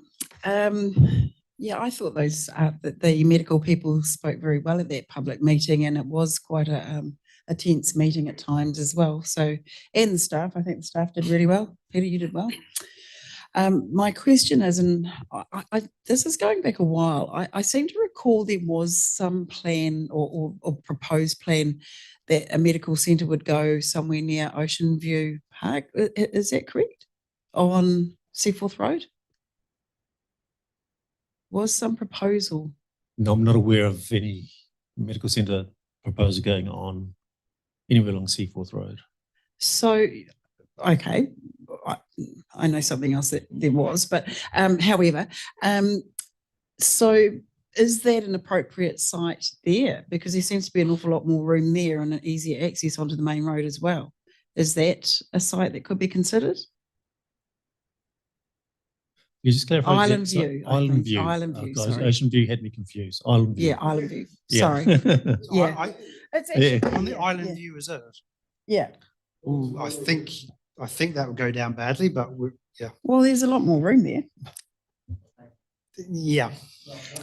You're also building a building right in front of people's views, which See, most of those houses are on that road. The houses on that road are actually elevated, so it wouldn't block anyone's view. I'm just recalling the consultation we did for the playground, which in the freedom camping. Yeah. Yeah. No, look, that's something. Look, I think they have been around and looked at sites. It's probably not a site I would encourage. It's full of archaeological issues, a whole lot of stormwater and drainage issues, which will raise at the other side as well. Yeah. Yeah. Councillor Elvin, then Deputy Mayor. Peter, thanks. I thought that was a pretty tough day at the office out there that day. And I do want to echo Councillor Joyce's comments. You know, a review of that process, I think, would be really, really quite helpful. Maybe that was a one-off, but I did think it,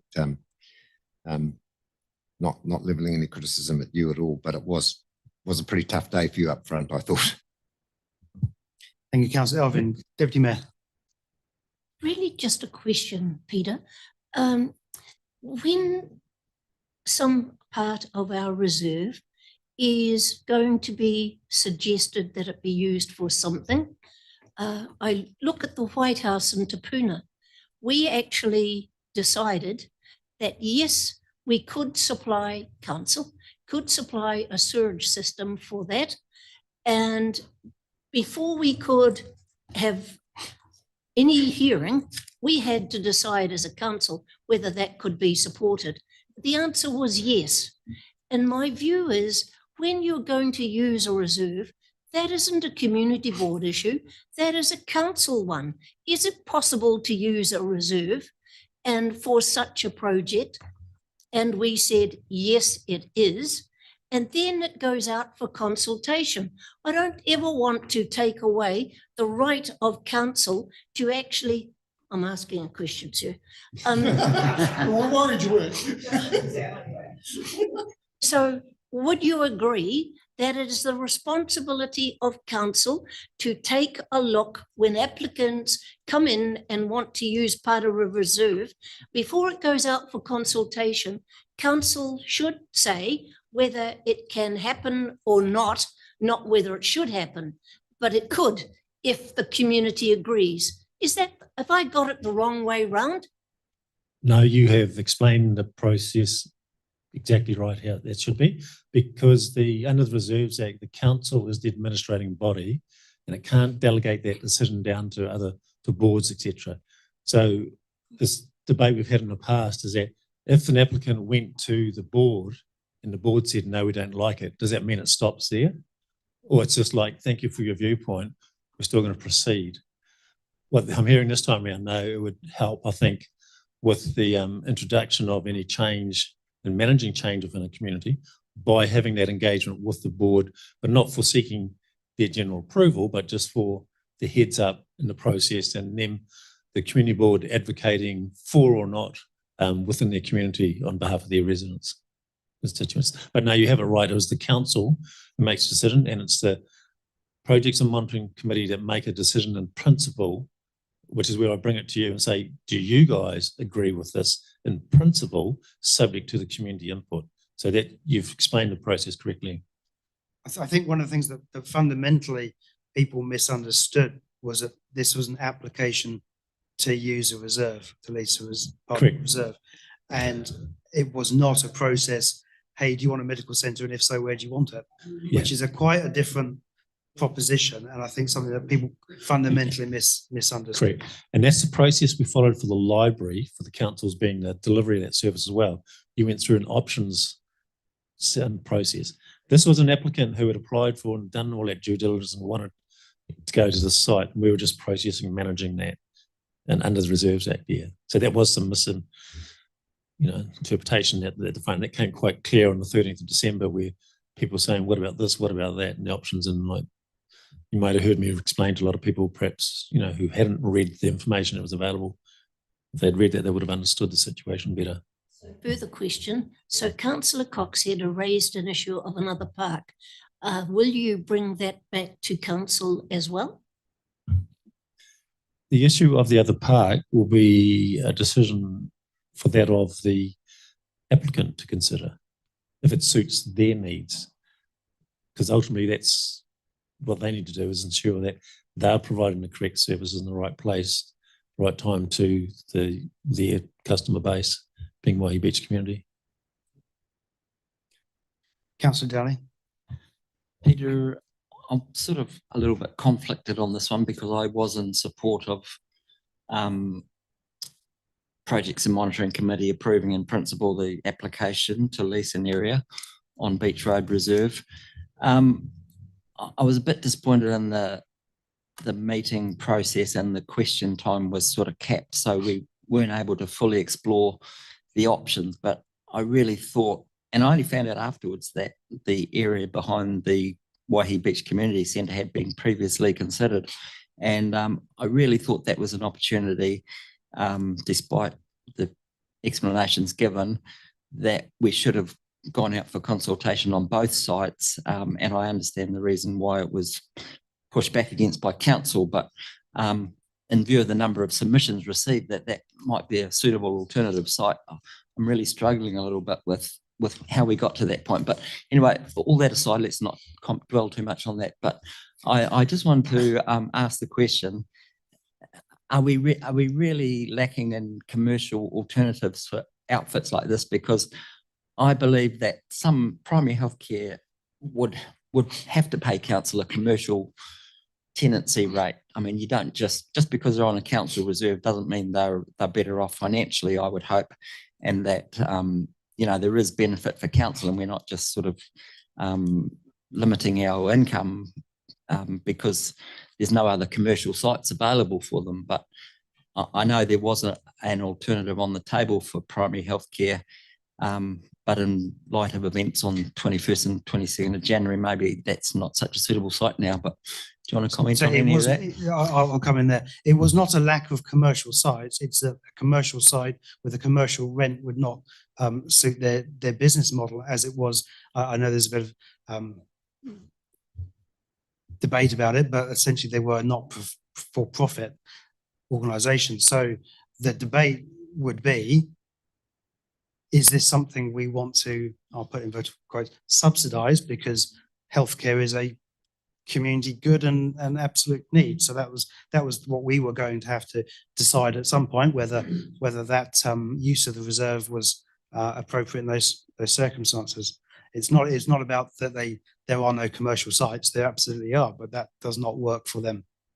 I've obviously gone into this proposal believing that there'll be significant subsidisation by council for their business model, whether they're a not for profit or. So it's not. No, it wasn't really a subsidy. It was they're just not paying full commercial rate because it doesn't cost us anything to lease it out apart from minor fees and stuff. But that's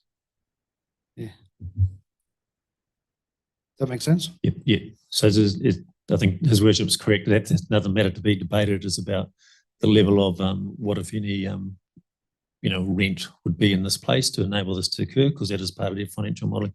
But also, I do know that after the meeting on the 13th, they visited a existing developed site with a developer. They had discussions with that developer prior to that building physically being built, but the physical building layout doesn't suit their functionality and needs, and that building did get flooded in January 21st as well. So, yep. Okay, so I think we're at the end of questions. Oh, sorry, Councillor. Happy to move. So that's the 4 recommendations there. Councillor Joyce seconds. I assume we're not really debating this any further. Or do I, Councillor Salt? Okay. Yeah, I'll briefly say something, sir, and that is it's a shame that it's gotten this way, and I do feel that some of the process was a little bit, as alluded to, I think, by Councillor Joyce, it just needed more socialisation first, and you may have had a little bit different or may have been able to change things. The situation is very sad in many ways, but it isn't, by the look of it, the loss of a medical centre to Waihi Beach. And I hope we are able to find something, and it's quite clear through the submissions that there is definitely an interest in maintaining a medical centre there, and that Pinnacle Health are certainly at this stage, from the statement that we've had, interested in working through that. I just also would say that there are at least a couple of organisations or groups that are looking at offering something in the town as well, as either a facility for them or even another PHO. So I wouldn't want to preempt anything, because it's just what's happening. And I wouldn't normally have even mentioned that here today, to be honest, but I think people need to feel assured that yes, Waihi Beach people do want to have a medical centre. I'm sure we will find a way of looking after them. And that's what I see, sir. Thank you, Councillor Joyce. Just to reinforce that, we've already talked about this morning, and it's interesting that in other processes we have done auctioneering before going into the formal process. I accept the formal process as the formal process, and it's set by legislation, but I would encourage the medical centre to socialise proposals before getting into that formal process, because it was certainly seen by many in Waihi Beach, not all, it was a split view, as you can see from the submissions, as a confrontational approach. So I think, having a bit more preamble and discussion might have softened that a bit. But I also noticed that, it was a 54-40 something % split. I don't know if there's any abstentions. So it wasn't all one way. So yeah, I think the main concerns about that site, quite apart from in an emergency, it could be difficult to get to. The site itself wasn't flood prone, but the roads around there obviously are.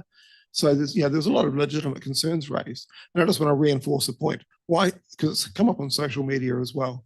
This is not, this withdrawal does not mean work stops. Waihi Beach has made it very clear that it supports a new medical centre. It just didn't support it at that site. So now we need to find a new site, whether it be private and commercial, or whether it be on public land, and we need to take that out to the public and discuss it openly, perhaps do a bit of optioneering as a way of softening the approach. And then, to Margaret's point, yes, then we have to go back into the formal process, and we have to accept that they're all, at some stage, if there is a proposal, have to do the formal process. But it shouldn't be the first time that people hear about it. Thank you. Yes. So it's been moved by councillor Sol, seconded by councillor Joyce. Oh, you want to speak? Yeah, okay. Please do. I stand by the recommendation that this council made, that the reserve was an appropriate place should it be accepted by the community. And I stand by that, and I reserve the right for this council, when it comes to its public reserves, to look at every application and see whether or not it's makes sense or not, and we're guided by staff on that, then it goes out for consultation. And so I'm most sad that the submission process sort of got off on the wrong foot, and because this negative view that the council had no right to consider it first. Well, the council did have a right. And so I stand by that, and the community should understand that when it comes to our reserve land, what goes on it, if it's outside the organisation, or if it's a tennis club or rugby club. This council has the power to say approval in principle, let the community decide. And that's exactly what we did. But I would be really sad if this medical centre is lost to Waihi Beach. And because their linkages with the new medical school are really quite important. And so I challenge the whole community, and the months are going by, to find a decent site that can accommodate this organisation. Because at the end of the day, it's the patient that will pick up the tab. And so it's not a question of subsidising, it's fairness of treatment. And one of the reasons why our reserves can accommodate something like that is it makes it affordable for the people who are there and for the time being. So I'm sorry the way that got out of hand and everybody said we were wrong. Well, we were right. And whether you agree with me or not, we were right. And so thank you, Mr. Watson. And I'm not sure that the consultation process was that good, but at the same time, you're on the back foot right from the beginning. So, and do implore that councillors from that area find the site with that medical association to actually make sure Waihi Beach has the service they deserve. Thank you, Deputy Mayor. Councillor Sol. Sure. So basically, yeah. So I've had my basic say there, but I do support. I want it very clear that the medical centre in Waihi Beach is a very important part of that beach. I've been using it for 30 years. And when I had this leg issue, for instance, I couldn't fault what I got from them. So we totally support them. I think the community, as you've seen, supports them.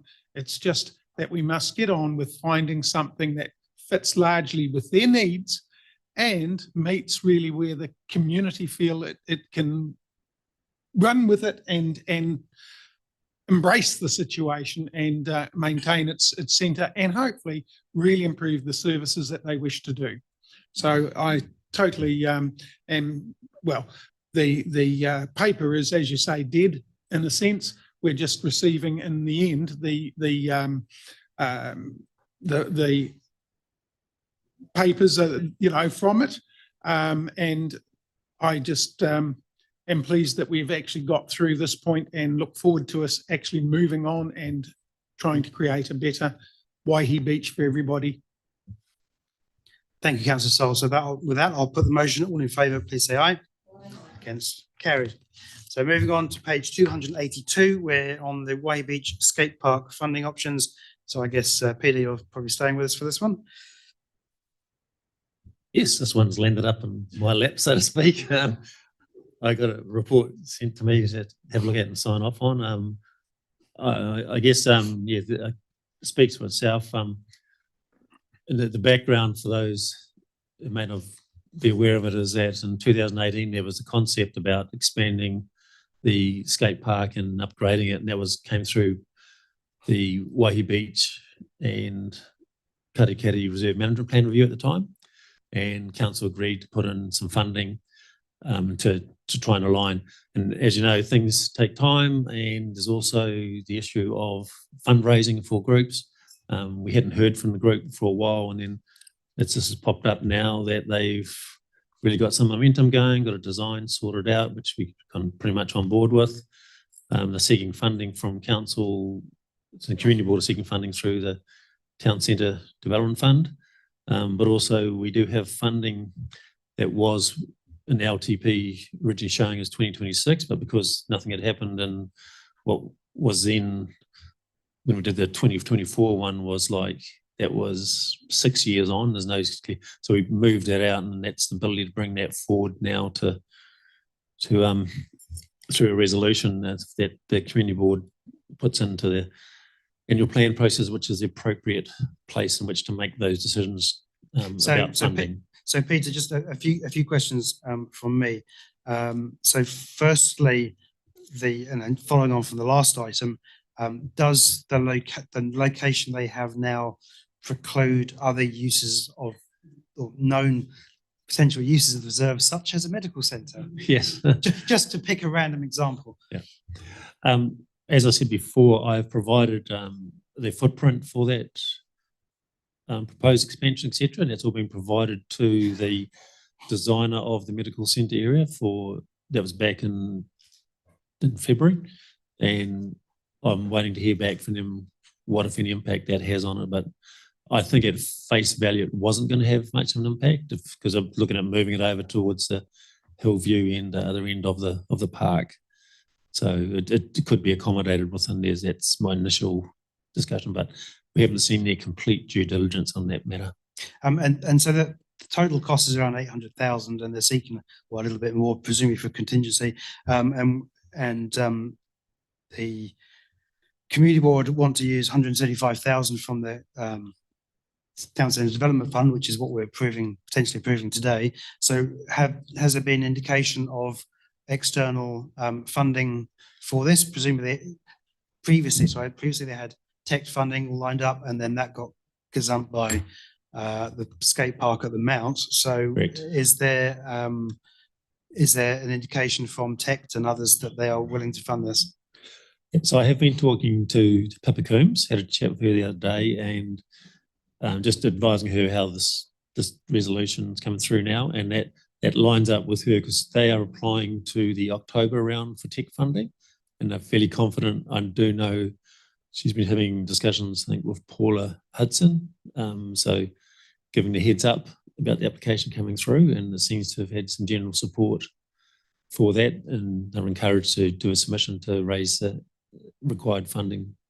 And then my last question is, were appropriate people informed about the changing timing when it was the funding was pushed back through the annual plan? I guess in response to that, there wasn't a direct phone call saying that there, but it did come back through, all the changes and rephasing did come back through this council in adopting the, I know it's a lot of detail you look at, and it's quite easy just to miss something like that, but we did have the ability back then, because it's changed now, to bring stuff forward if the need came. So we could bring funding forward, but now that's a process that comes through council to make that decision. So I still think we end up at the same place. But no, I didn't go and ring someone directly. It was an operational decision that was collectively made internally and went through the process. But it was a decision made based on the reality as you saw it, I presume. At this point in time, we're 8 years on from the original concept. I am conscious of implementing things 8 years on from the original concept. I'll let you digest that. Yeah, it didn't take me long. And the importance of bringing this matter back before the elected members to provide the direction and get us refocused on there. Right. I think it's a great project. I think it'll be a great outcome, and I think all the planets are starting to align on it. Thank you, Peter. Any other questions? Councillor Joyce. This is not a question for Peter necessarily, but I would like it from somebody appropriately. And I'm sorry to ask this, but I have to. Is it an appropriate use of Town Centre Development Fund, given the purpose the fund was set up, to use that for a skate park some distance away from Wilson Road. Is that legally permissible, given that the purpose of the fund is for the town centre development? Yeah. I can't answer that off the face of it. Don't know how that decision was made. Matt, you probably weren't around either, so. No, I wasn't.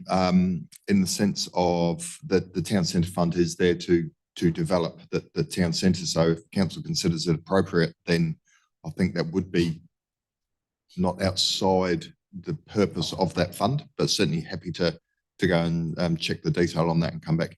It may skate around the edges. Yeah, I mean, I think we need to check that. I mean, and there's nothing to stop the council making an exception to policy, and we're just, there's processes for making an exception. My understanding is that there's been quite liberal interpretation of the town centre fund over the years for a number of services provided. And in every case, the council of the day made the decision with the advice that they received from staff on the rating issue. So if it was, I'm not sure how this was discussed, but there are other examples which are sort of quite a little bit removed from direct town centre development. The obvious example is the Mokoroa example, but that was seen as a borrowing from the town centre development fund, that the money would eventually go back when the thing was sold, as I understand it. It didn't happen that way. I mean, I would like it checked. I mean, we can make an exception, right? But if it's an exception to what the Rating Act, purpose of the fund was, then we need to follow the correct process to do that. The other thing is that, and the community board, I know, is acutely aware of this, is that they don't want to get in the way of council funding because their funding is a lot smaller than councils. So if you read through the report, you'll see that they're concerned that if they fund it, then the money will never come from council. So I don't know how to square that circle, whether it's possible to say, well, you'll get the money back when we get to the right point in the long-term plan, put it back in the town centre development fund, whether that's even an option. I don't know how that would work. It's just sort of saying, because the community board's acutely aware that if it puts 175,000 in, in anticipation of 100,000 getting back from the council, well, how does that even legally work? Right? So I think you might be seeking to have lie on the table until maybe align it with the annual plan decision potentially. But Miriam, I'll talk to you. I can't comment on that, but just a general comment, councillors, that this council has a very large number of targeted rates, which makes it very difficult for anything that's not 100% in alignment with the targeted rate purpose. Over time, most councils have moved much more to the general rate, and it's been much easier for them to make these sorts of decisions.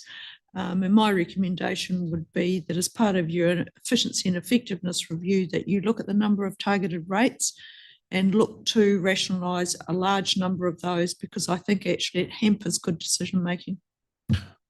I agree wholeheartedly, but it doesn't help us today, unfortunately.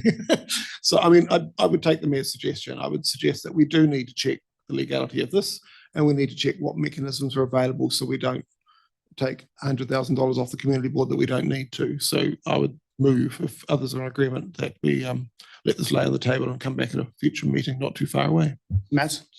Thank you, Worship. Councillor Joyce, I suspect if we are going to adjourn today and pick this meeting up again tomorrow, that we should be able to have that answer for you by then. So that might be able to get a resolution. That is an excellent suggestion, Matt. So with that, I think if you're happy to move that it lies on the table until It's coming our back to this meeting, can we not just defer the item to later in the meeting? Sorry, if we're going to come back to this meeting tomorrow, wouldn't we just defer the item to within this meeting? Because it lays on the table. I guess technically it's not lying on the table until tomorrow. It's come back to this item. It's just effectively changing the order of. Changing the order, yeah. I'd move that we change the order then. Let's defer it. Okay, so moved, Councillor Joyce, seconded Deputy Mayor Murray Benge, that we adjourn this item to the last in our agenda. Okay, also all in favour, please say aye. Against, carried.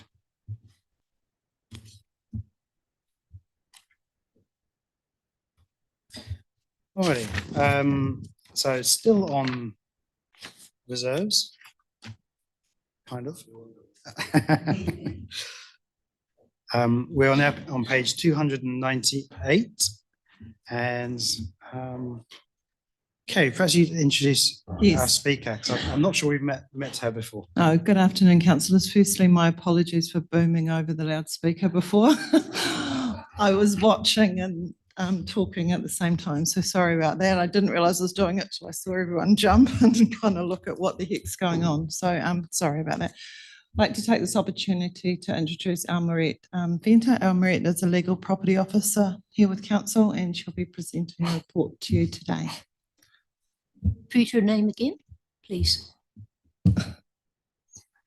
My name is Almarette Venter and I'm the legal property officer here at council. It's a bit unusual, I know. Thank you for the opportunity, Mayor, Deputy Mayor and councillors for giving me the opportunity to speak. I will take the report as read and happy to take any questions if you have any. I think before I go to Councillor Cox, it was quite hard. I mean, I think I know what's going on, but it was quite hard to get it in a really simple format. So perhaps you could just take the time to just explain in simple terms what the intention of this paper is. Not a problem. So back in August 2024, council in its landowner capacity was granted a resource consent.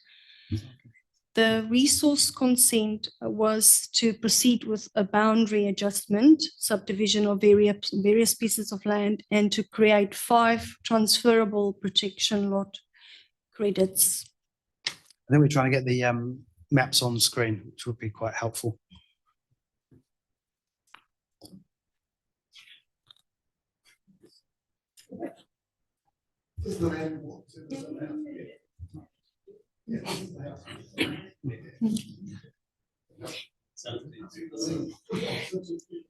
Yeah, so in effect, the subdivision is in relation to 16 Tanners Point, which has the house lot on it, as well as 2 parcels of land, which is collectively known as Tahaway Reserve, which is allotment 96 and allotment 183.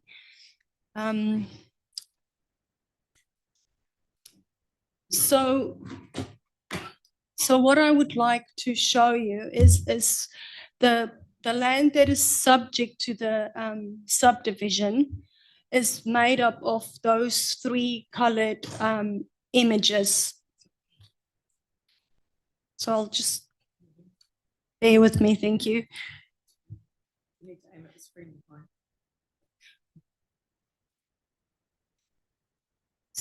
So there's 3 titles.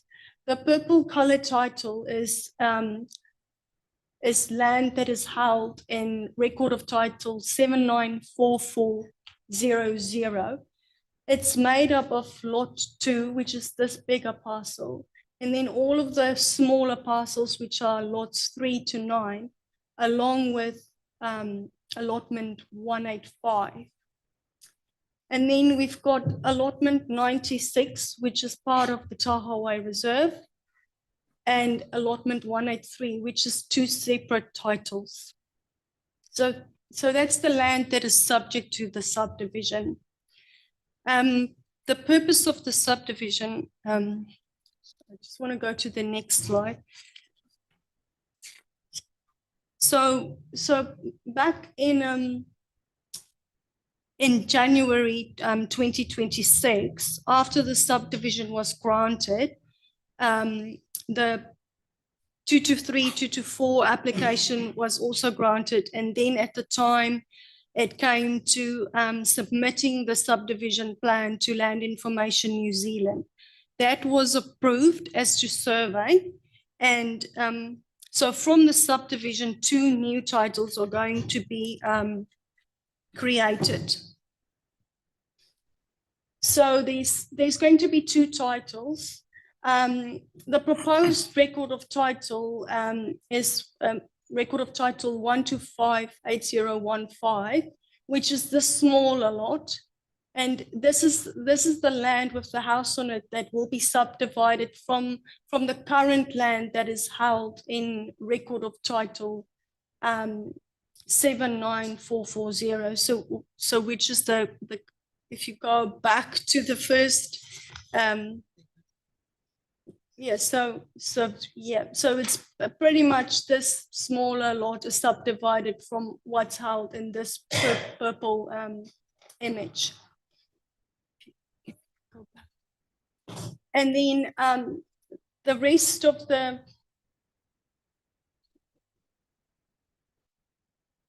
rest of the other title is going to be lot 2, deposited plan 622066, which is intended to be a recreation reserve.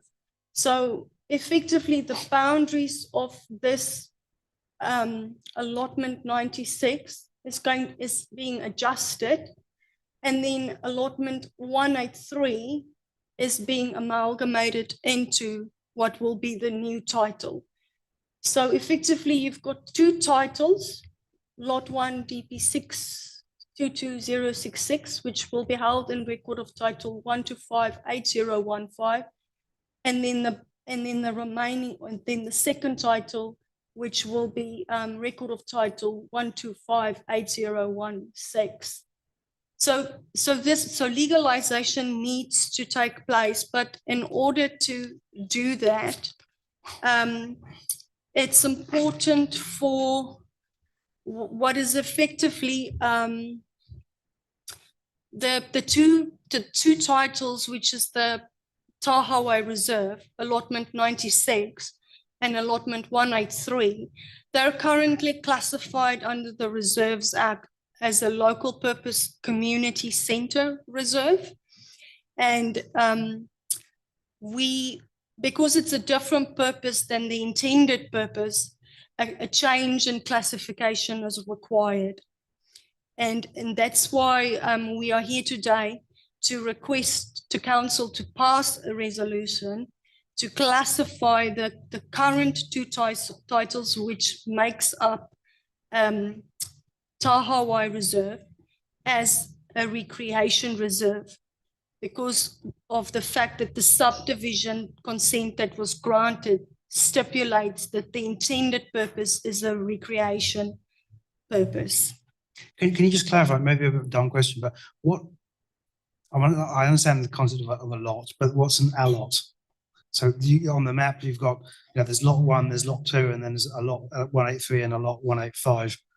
So what does that mean legally? Your Worship, I'm not entirely 100% certain. I know that is the legal name of the parcel that is given. Unless there's anyone that can perhaps answer that question, but I'm happy to find out. Difference between a lot and a lot. So there's lot 1, and then we have lot 2, but within lot 2, there's a lot 183 and a lot 184, 85. Antiquity. Yeah. It used to be called allotments, and now they're just lots. So But is it like a sub part of a lot? just an alternative too. Okay, gotcha. Fine. But just to help clarify that, go back to that picture. Next one. The colour, yeah. So there's actually for Tahawai Reserve, 3 parcels under 2 lots. So this was purchased, this was done here through the Apata Railway when it closed. This was off the highway, because they severed that, but therefore in here for future roundabout. But in this lot here, there's about this size here.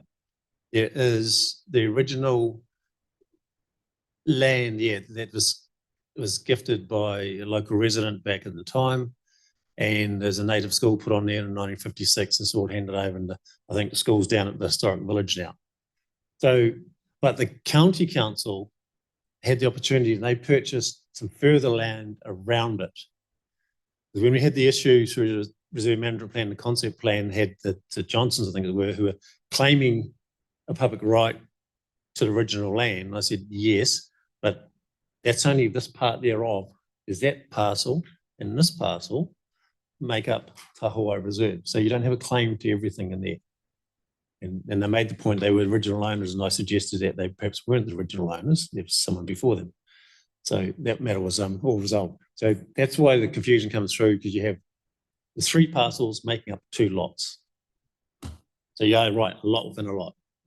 Okay. Sorry, and Councillor just to clarify it, How come there's a house on there? because when we brought the lot, that's this lot here, and all of this, there was a house on there. There's always been a house, and so we brought the house so that we could then, we brought the 16. we brought this, So we own the house. yes. And do then we're own going to the do this house, and then we're going to sell the house. Yes. Okay, all right. I just saw this house on the reserve and I said, No, so that's the whole. we process. acquired So it with the what house we're on here it. It's for- reserved. We're going to do the subdivision and sell off the house. That's right.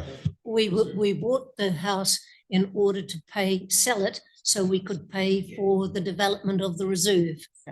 So we've done the subdivision, but when we went to lodge it with Lynn's, they said, basically what we have to do is we have to make all of this blue stuff here, one type of reserve. And at the moment, it's a couple of different types. So we need to get this resolution from you, make all of this one type of reserves, and then they'll give us a separate title for the house and we're good to go. The setup is reasonably straightforward. It's just some of the language around it is really not straightforward. Okay. Also, Right, any further questions on this? Councillor Cox said then. I had the first question. So going back to the house, I recall at the time there was a registered valuation of the value of the house subdivided off, wasn't there?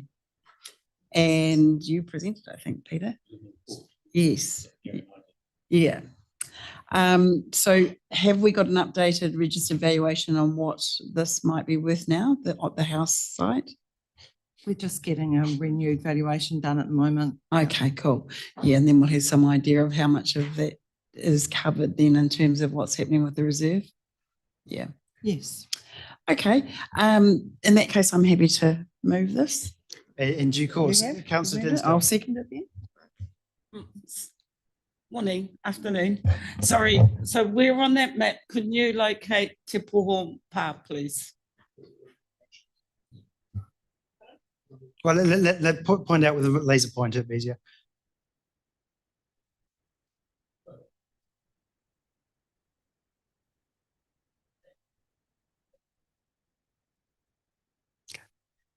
Deputy Mayor. I just happy to second or third it. But it's got a checkered history. We had the squatters on there for years. Okay, let's not revisit that. Well, We'll be here till tomorrow. But people don't know it, the councillors round this table, and I think this staff have done a wonderful job. It's a saga that Peter can relate at lunchtime, I think. Yeah. Okay, so I think we're out of questions. Do you want a question? I think Councillor Cox had indicated she would, and if you want to second it. Any debate on this one? Sure. For those that weren't here, the simple explanation is, as Peter's explained, yeah, we bought the whole land. We said we'd sell the house to help pay for the land. Just be really clear about that. We didn't say the selling of the house would pay for the development of the reserve, because we're looking to offset the purchase price, so we can't spend the money twice.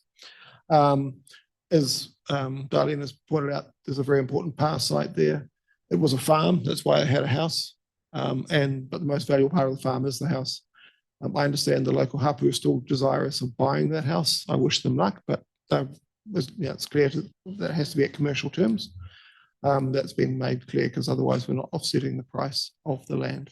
But it is an exciting development. It's a lovely walk over it. I know the mayor has been right around it with local hapu. There's some important burial caves along the escarpment on the right-hand side.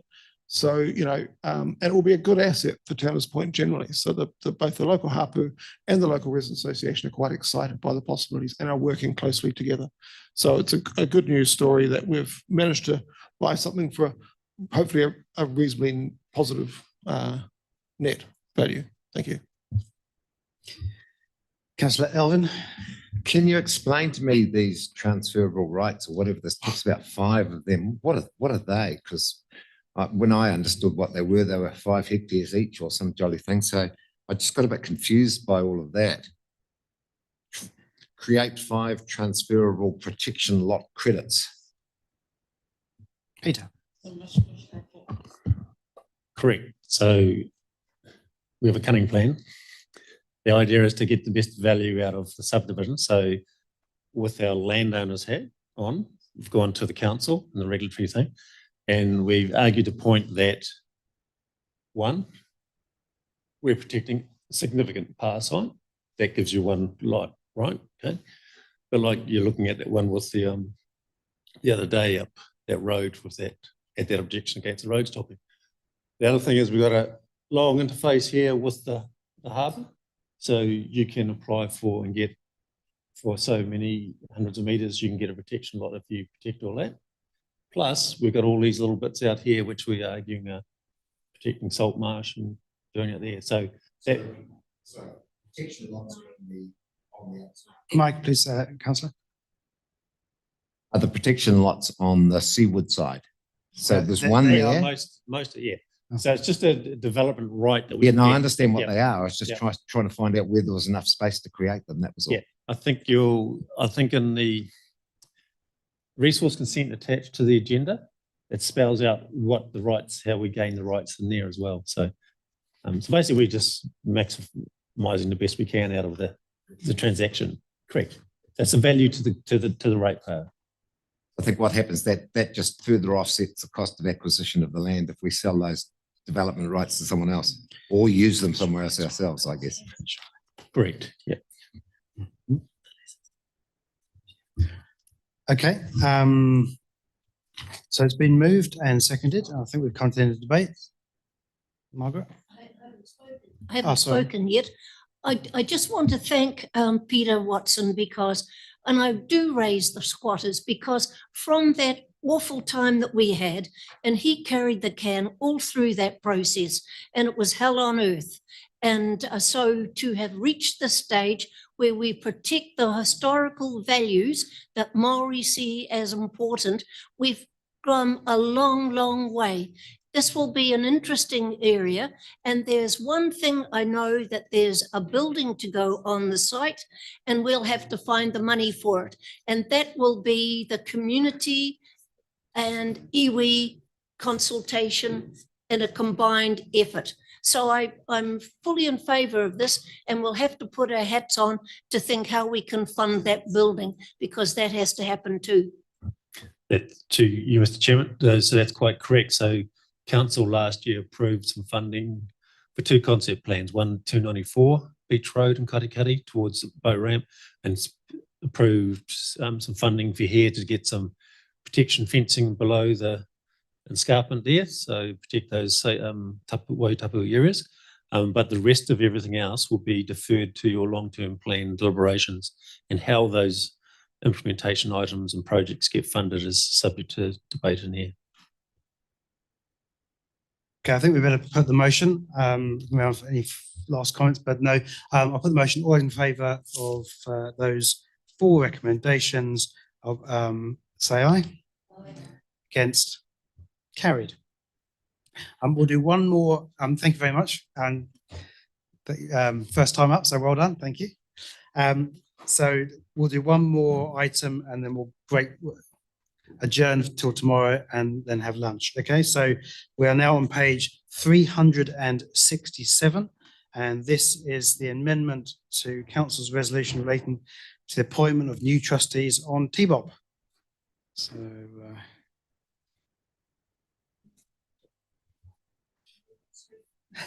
well, first, were there any questions? No. Okay, so it's been moved by Councillor. I think okay. Deputy Mayor has moved it. Councillor Elvin has seconded it.